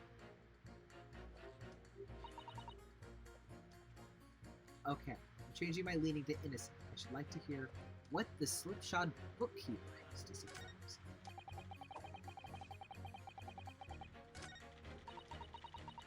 Simply typing for all the statements made. This trial has to continue. Okay, so it's Grandma stabbing the man on the floor. He was not stabbed on the floor.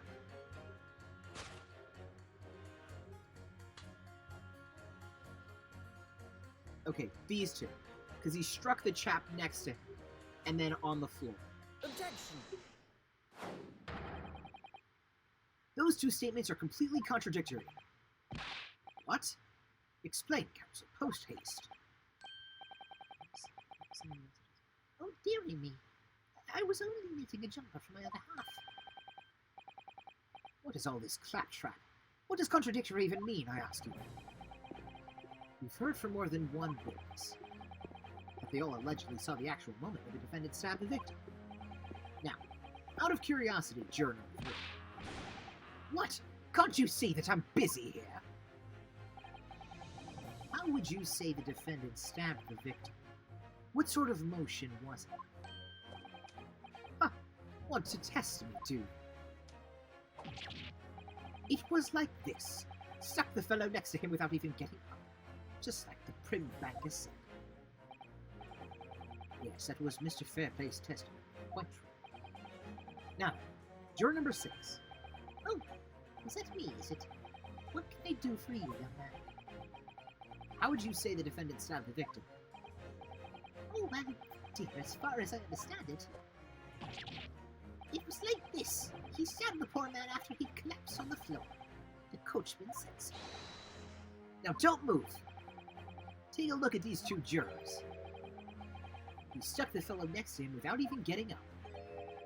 And he stabbed the poor man after he'd collapsed on the floor.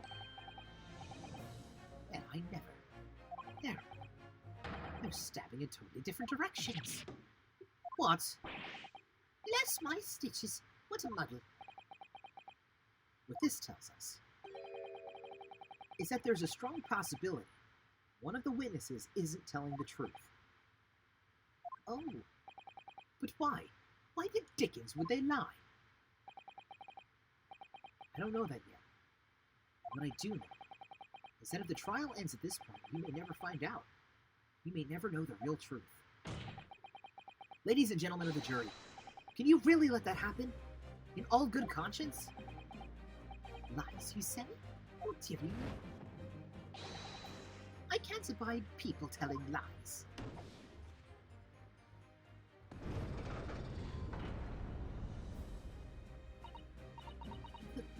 The scales. I don't believe it.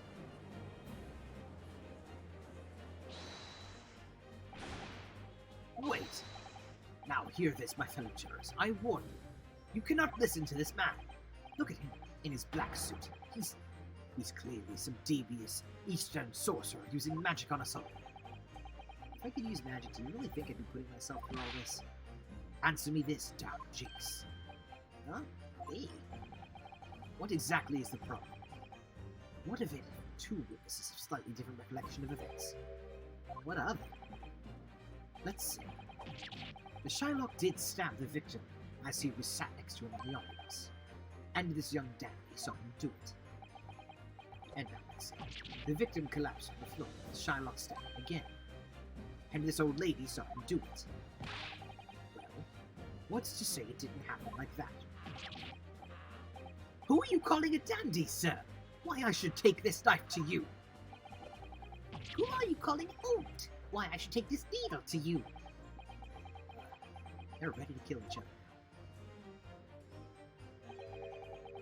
But could the foreman of the jury be right? Did the two witnesses see two different moments of the same crime?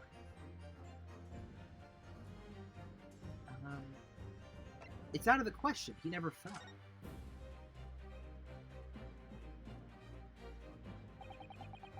Fortunately, Mr. Foreman. What is it to you, dog jinx?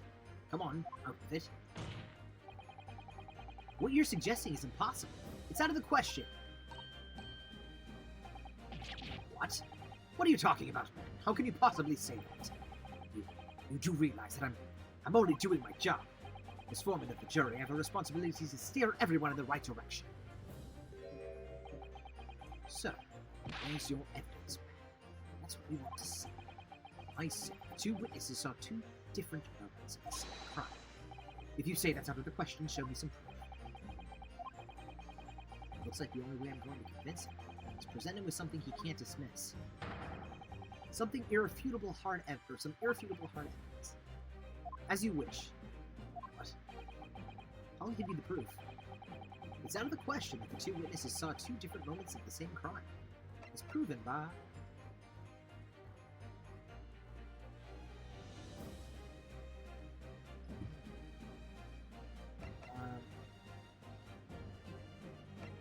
I guess... Okay, so do I...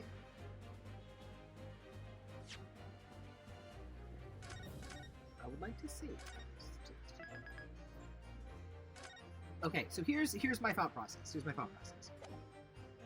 I could show the photo because it shows him sitting in the chair. But my only hang-up is that they're gonna say, "Oh, he fell, and then Matt McGilden put him back in the chair." Yeah, okay, cool. I don't know if it's possible to show this because there isn't any blood on the floor and just on the seat.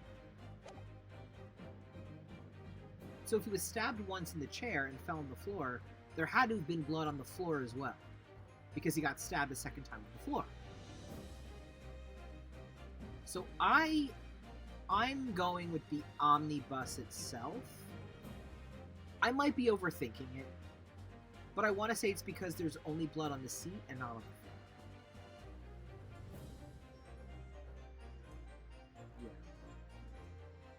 Take that!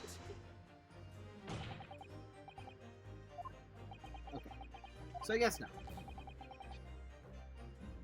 I guess because I was overthinking. So it might be the photo. It's one of those two. So let's do the photo.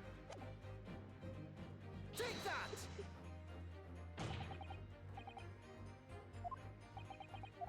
Oh, it's not that one either. Huh. Alright. Do we have to pull out the autopsy report?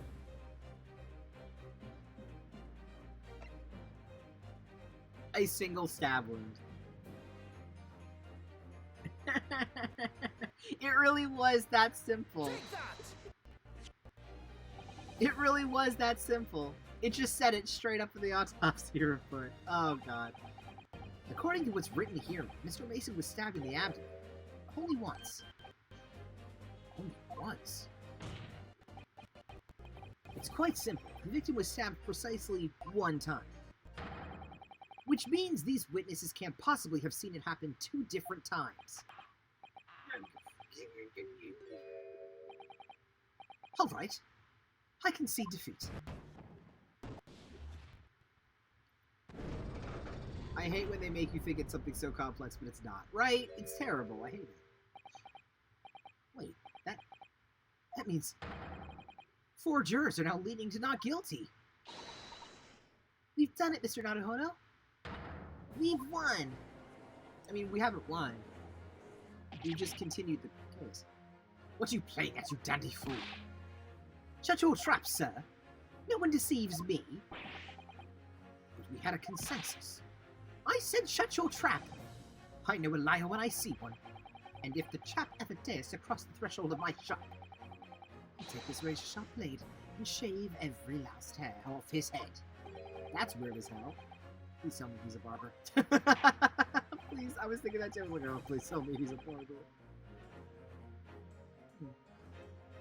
Well, in a remarkable turn of events, the defense's summation examination has flipped the balance of the scales of justice. The jurors now stand at 2 for guilty and 4 for not guilty. Accordingly, there is no longer a large enough majority among the jury for me to adjudicate, and the trial must continue.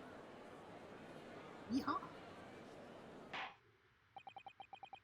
I hereby ask the defense, prosecution, and witnesses to return to their places, and I call upon all of you to continue to pursue the truth. Oh boy. So, Lord Van Zeeks, continue to substantiate the case for the prosecution, if you please. Oh, you finished your drink already? Oh, shame.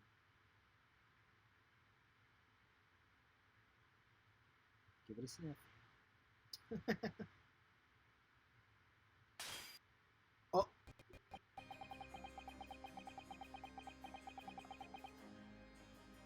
Oh!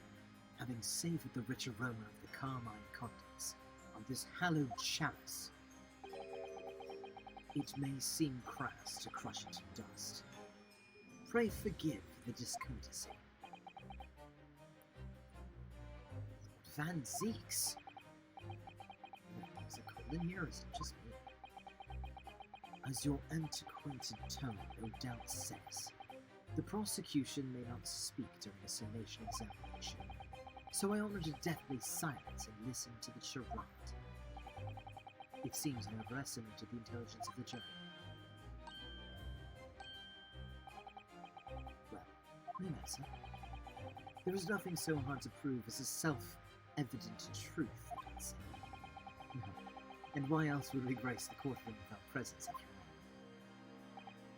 So, let us proceed to the next round of that. Oh, the coat's come off. Bring forth the witnesses once more. Alright, Betty. Chill out.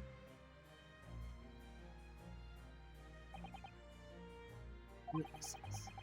I trust you heard the summation examination we just had to endure. Yes, sir. That I did, sir. Of course I heard it.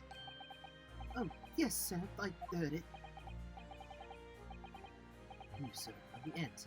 The coachman. I believe it's Barrow. Yes, sir. My lord, sir. If it transpires in your previous testimony, you were attempting to veil the presence of a fifth passenger on your omnibus, you will be found guilty of perjury. You are advised to bear that in mind, sir. I don't... Mio Dio, Oh, he's Italian! Oh well, I'm not changing his voice now. Now then, witnesses. I hereby call on you to testify before the court again. You will explain the various misgivings brought to our attention by the defense's summation examination. Alright, Beps. What do we got? Various misgivings. I only carried 4 passengers that night. I swear it. But, Well, I, for one, was told I had to pay 5 pence for the bus. he fiddled us on the fare, he did. And then I saw that blood-curdling sight as well. It's all too much. I tell you, I saw McGilded stabbing that man. Everything I said before stands. Oh, yes. Yes, he stabbed him. Yes, he did. I think so, yes. You think so?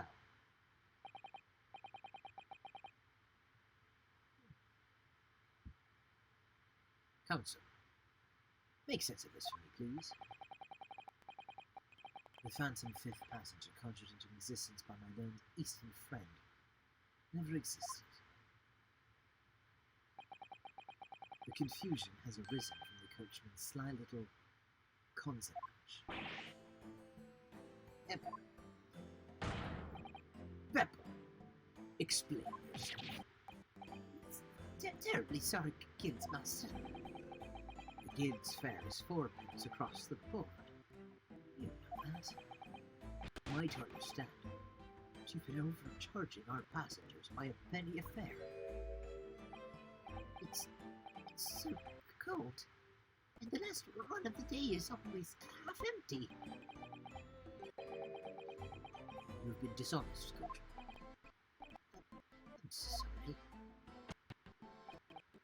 You're a disgrace, Bella. A disgrace. And your selfish actions have brought dishonor on the entire guild. If I may, sir, I had to pay 10 pence on the bus just last week. What? 4 passengers at 5 pence each is, yes, 20 pence. I've done the arithmetic 10 times already, but I just can't make the result come out differently. No, that figures. Well, it would appear that one of the aforementioned misgivings has already been explained. So, counsel for the defense. Your cross-examination, if you please. We've already had the pleasure of a protracted summation examination today. I see you intend to continue the parlor games. Absolutely. All right. Let's see. What do we got? I only carried 4 passengers that night, I swear. But, well, I for one was told I had to pay 5 pence for the bus. He fiddled us on the fare he did, and then I saw that blood curdle in sight as he collapsed. I tell you, I saw McGilden stabbing that man. Everything I said before stands. Oh, yes, he stabbed him. Yes, he did. I think so. Hold it! You think so? Earlier, you testified that you saw the moment when the defendant allegedly stabbed the victim, didn't you? Oh, yes, that's right. You said that the victim was on the floor, and described the assailant holding the knife in an ice-pick grip. I suppose I might have... Yes, I put the cart before the horse, maybe. What's this? Well, I'm quite sure about most of it. I was driving the horses when I heard a scream from the seats on the roof deck. Oh, I expect that was me, sir. And then, when I turned around, yes, I saw it through the skylight. The gentleman was on the floor, and the knife was sticking up out of his midriff. That's right, yes. And the fellow holding the handle was the famous man, yes. So, in short, you didn't see the moment when the victim was actually stabbed at all. I really thought that I did, but when I go over it again in my head, no, I suppose I didn't actually see the precise moment of the stabbing. Oh.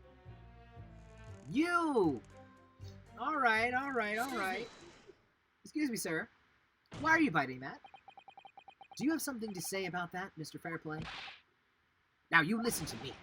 I know what you're thinking. He didn't really see the exact moment the fellow was stabbed. What are the chances of that? Hey? Are you asking me or telling me? He's getting flustered. I might be able to extract some new information from him if I answer cleverly.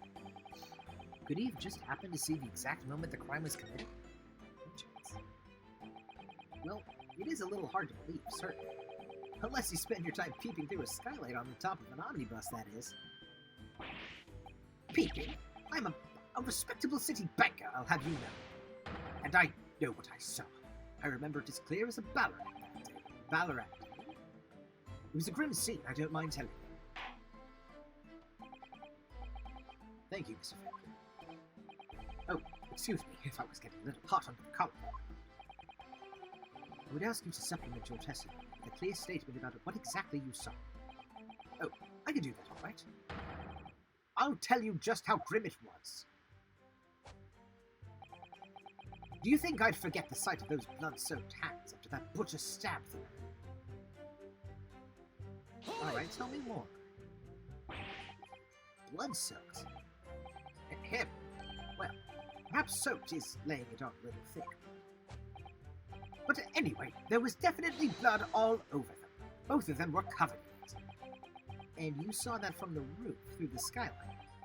Well, the skylight's reasonably large, so I had a pretty good view of it. And there was a lamp on inside the carriage as well, so I'm quite sure what I saw.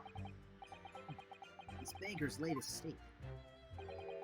I feel sure there's something not quite right about it. Yeah, blood-soaked. He only had a little bit of blood on his hand, and there really wasn't that much blood. Yeah, it was just kind of concentrated on his stomach.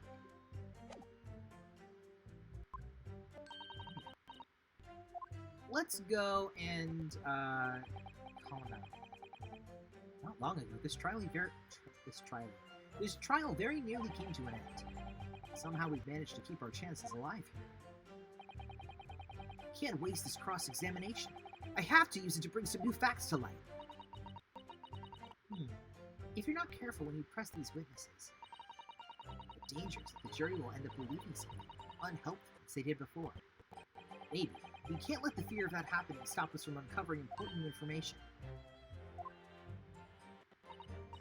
Yes, you're so right. I need to pay careful attention. I don't want to miss even a flicker of a reaction from these witnesses. Remember, if you happen to spot one of the witnesses reacting in a strange way, don't hesitate to pursue them as to the reason, which we already did instead. Okay, so let's go to the last one. Because he said blood seepage. Oh shit. I went too fast.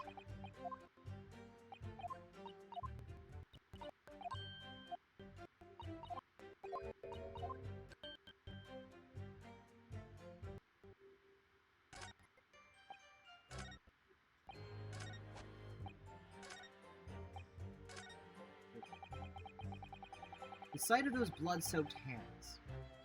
Okay, so he mentioned the hands specifically, so we'll show him. Objection!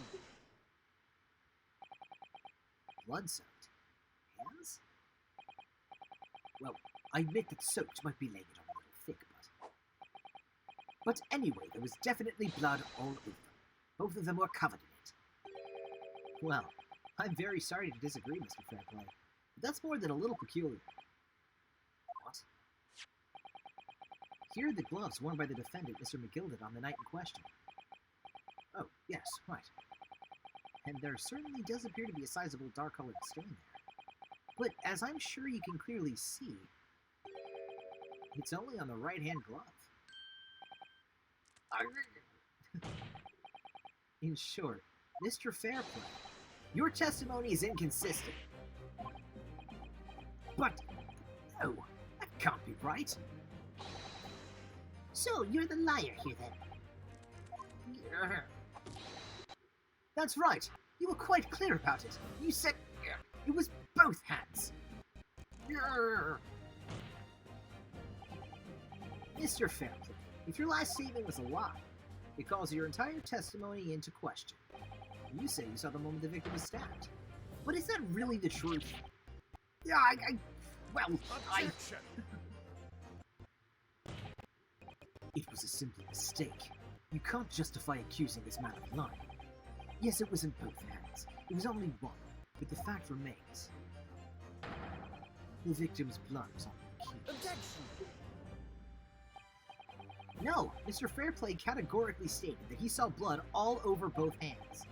Which means there's a strong possibility that this witness was deliberately trying to mislead the court.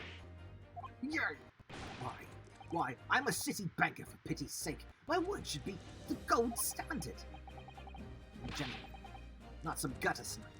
Upstanding members of society don't prevaricate. I can't agree. He's claiming to have no reason to lie. But is that really the case?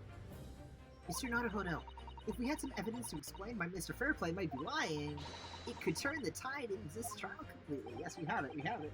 Something to show this man has a compelling reason to tie in his testimony. There is evidence. My lord. Yes, counsel. The defense is ready to present evidence. Why, sir, are you sure? Yes, evidence that will clearly demonstrate why Mr. Fairplay had reason to lie in his testimony. Well, he's not having a good time at all. Very well. I hereby call on the defense to present its evidence. The evidence that demonstrates a motive for the witness's alleged deception of the court. This is a list of the debtors who owe money to Mr. McGill. Yes, a list of innocent victims crippled by the accused's extortion. The point is, among the names of these debtors is your name, Mr. Bruce Fairplay. What? Mr. Fairplay, are you certainly indebted financially to the accused? No, well, it's barely worthy of being called a debt. According to this ledger, you owe 20 guineas. Not an inconsiderable sum of money, she said. Well, what of it? Let's suppose Mr. McGilded were to be found guilty of murder. What would become of your debt in that case? These documents state that the loan agreement is forged between two individual parties. Therefore, with the creditor, defendant here, to be sentenced to a capital punishment, all outstanding debts, which would be owed to him, would be annulled. they would cease to exist. Cease to exist. Mr. Fairplay, is it not the case that you claimed in your testimony to have seen something you never in fact saw? In a devious attempt to annul your debt of 20 guineas to the defendant? Oh, he's not having a good time. Order, order, order. Mr. Bruce Fairplay. Yes, my lord. Let me ask you again. Beware that your answer may have most serious implications upon your future, sir. Did you, or did you not, see the precise moment in time at which the defendant is alleged to have thrust a knife into the victim?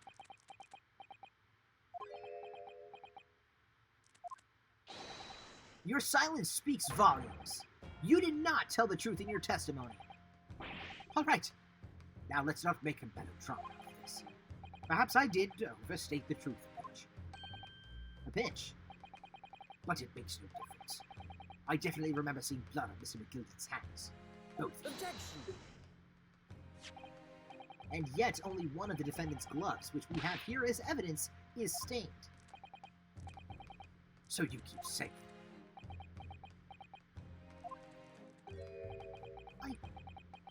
I wonder if I might be allowed to speak, sir. Go ahead, Mr. First. Well, the thing is, I think I remember seeing it myself as it happens. Seeing what? The blood, sir. On the assailant's hands. I think... Yes, I'm almost sure that it was on both of his hands, not just one. What? What? Uh-oh. It would appear that we're going to need further testimony from all you witnesses. This time, I would like to know precisely what you did and what you did not see. Will I make myself perfectly clear? Mr. Admiral, this is good news. The course of the trial seems to have shifted slightly at last. Yes. I might finally have a chance to turn things around.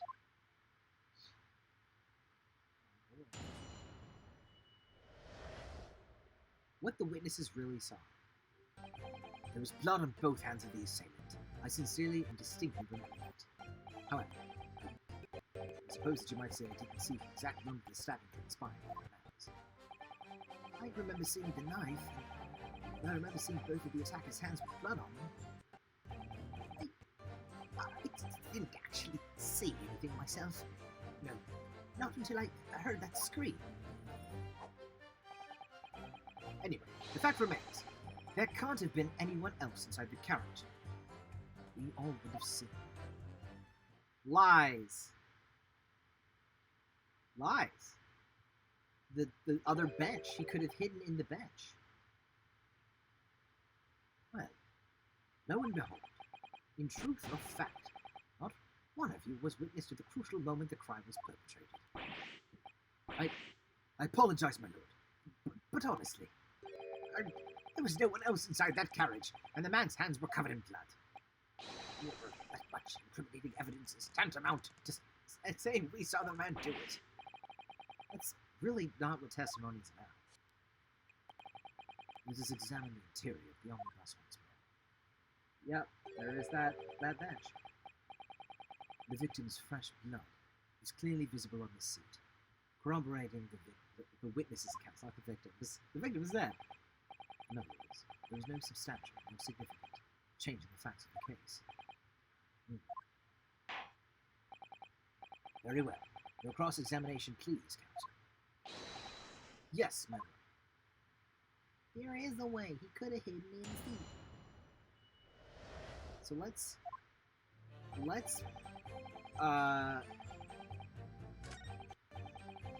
okay. Let's press that. There can't have been anybody else in.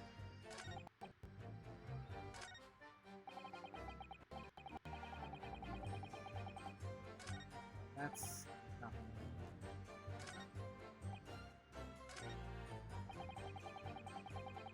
See anything myself? I'm sorry for that.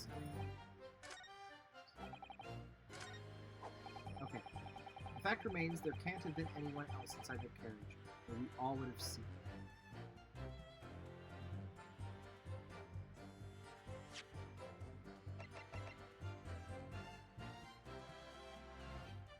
Objection! Allow me to confirm one thing, Mr. Fairplay.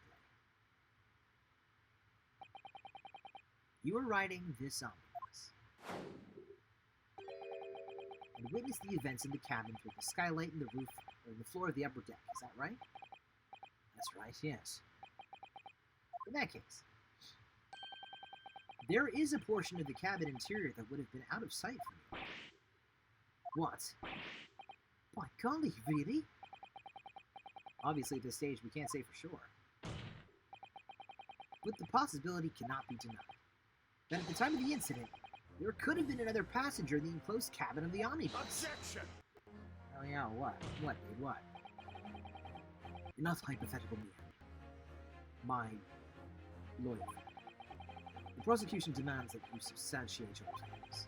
After all, the scene of the crime is here in the flesh. Very well. I will uphold the prosecution's demand.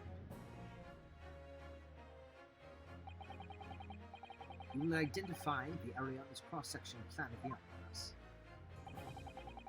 Where exactly in the omnibus you suggested that this potential extra passenger is situated. Okay, so I'm gonna do it. So they're sitting here. Oh, okay. So I was right. I just wanted to know which side it was.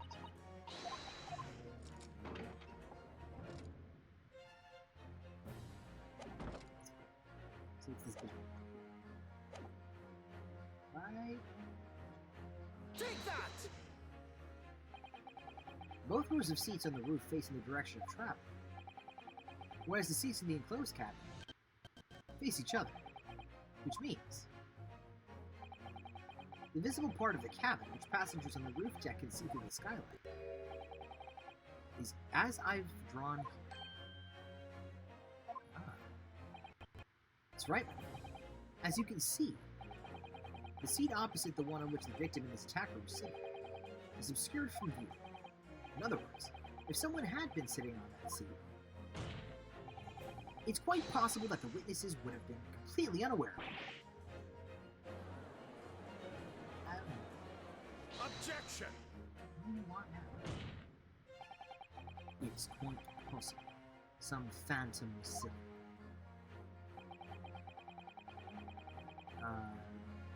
You have a foreboding habit of obscuring the truth with ambiguity. I concur with the prosecution's version. In a British court of law, evidence is paramount. You cannot entertain this conjecture, Captain. That is, unless you're able to put a name to this mysterious passenger, to whom you are. Can Mr. Larock put up? I honestly don't know. Who could have been in the other seat, which was out of sight from the witness on the roof deck? Oh. I have an idea. I have an idea who it was. Okay, I have an idea. It was Mr. McGill. I have an inkling. I understand, my lord. The defense would like to put forward a name. You are a fool. That response was a desperate attempt by a man who has no notion of his own limitations. Toast to hard lessons not yet learnt. It is not delayed, Captain. The defense is still to name the passenger in the seat. This could be it. This could be the chance I've been waiting for to turn the trial in favor. And that night, the night of the murder, the person occupying the seat in the omnibus cabin was obscured from view.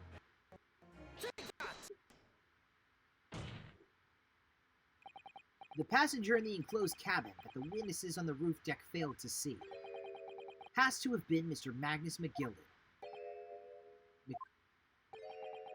Mr. McGilded? What are you talking about? That's the name of the defendant. Objection! Yeah, you upset yourself? Oh, okay. If I desecrate this chamber, I by smashing my hallowed chalice. Do forgive the discourtesy. Lord Van Zeeks. People talk of those tiny island nations in the Far East as having a learning and culture of their own. But I see they use the terms ill-advised. What are you trying to say? Let me explain in terms that even a student of an artless backwater such as yourself will understand. When the bloody scene unfolded, the victim and his assailant were sitting side by side. Multiple witnesses have attested to that fact. It's the very premise on which this case is built. But that premise may be wrong. What? If the victim really was sitting beside Mr. McGildy, it creates an inconsistency that can't be reconciled in any way. What inconsistency, counsel? The defendant's gloves moved. Both witnesses made the same testimony. They claimed that there was blood on both hands of the person sitting next to the victim. Objection! Yet we know the truth to be otherwise. Only one glove bears the blood. Objections! The point is, even in the face of this irrefutable evidence, both witnesses have maintained their stance.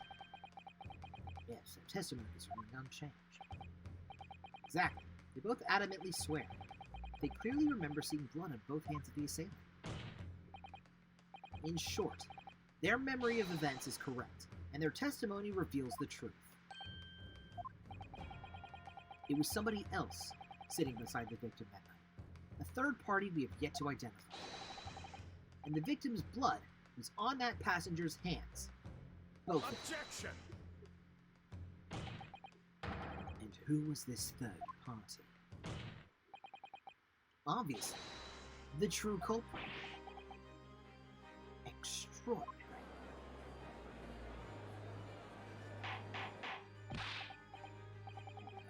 Order!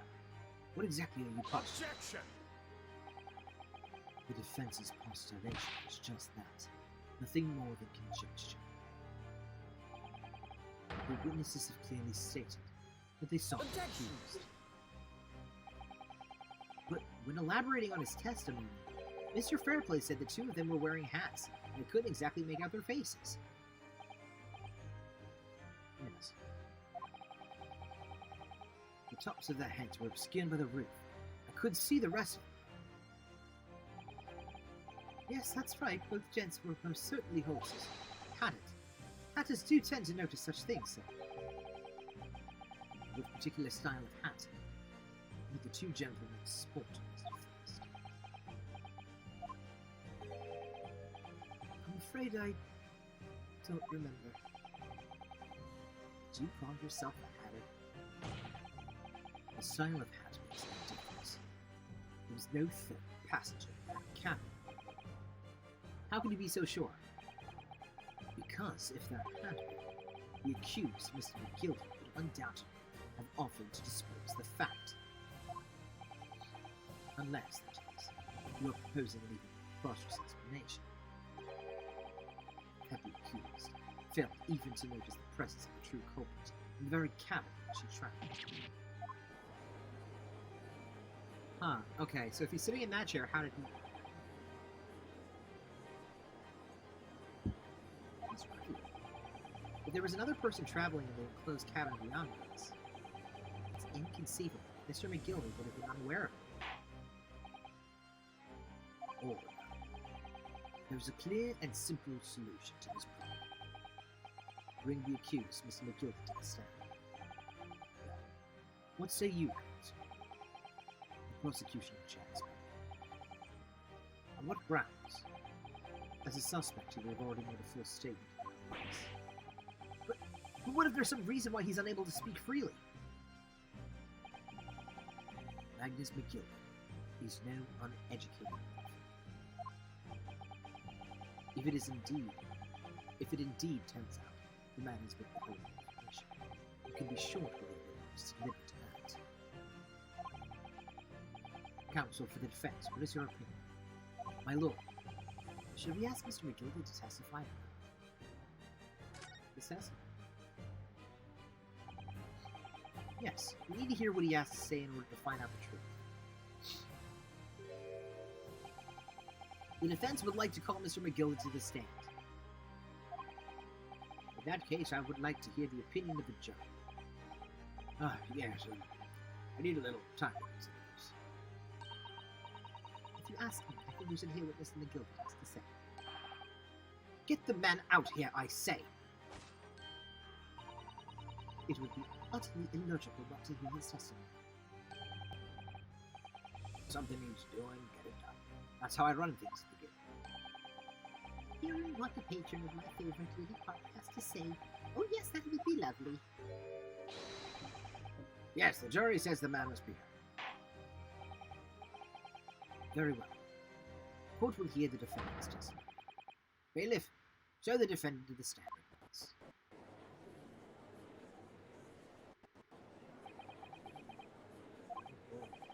Now, maybe what actually happened will finally become clear.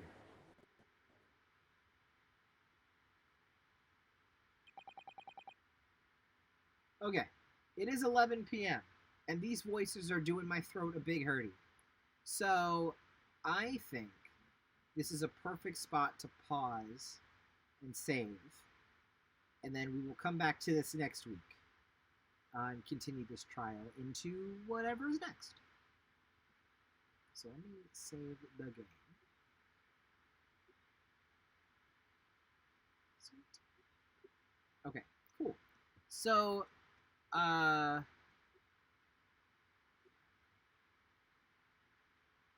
we'll do that again. Yeah, so we'll come back to this next week to finish the case, figure out what actually happened, and then I guess continue on with whatever's going down. Don't know why it's doing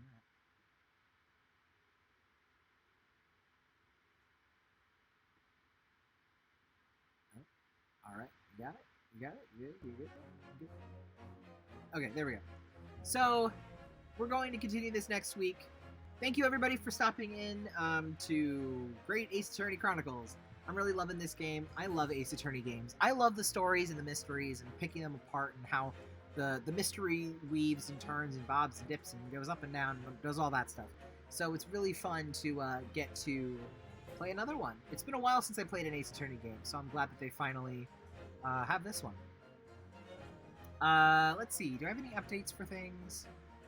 Let me do this.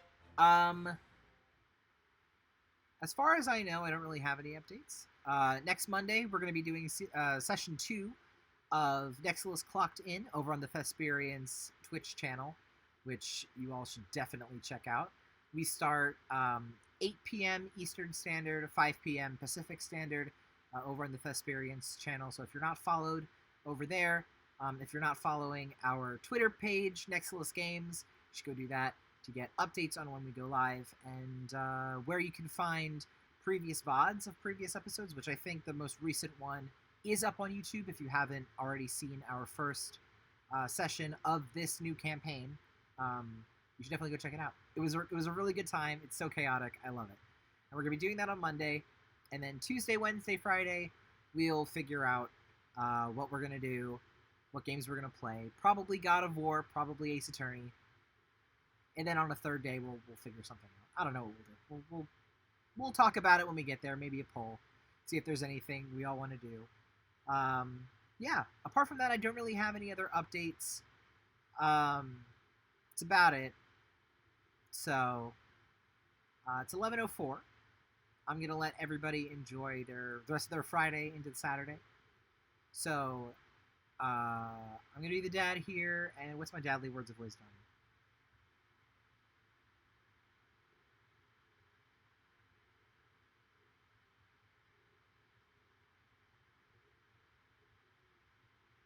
Hydrate. Hydrate. That's all I got. Because I know I have issues with hydration, and I don't do it enough. I need to do it more. More hydration. Stay hydrated. Water. Water is love. Water is life. Yeah, so hydrate. And keep doing that. So with that, I will leave everyone for the night. Love yourself. because I do. And peace out, everybody. Yeah, there we go. Peace out, everybody.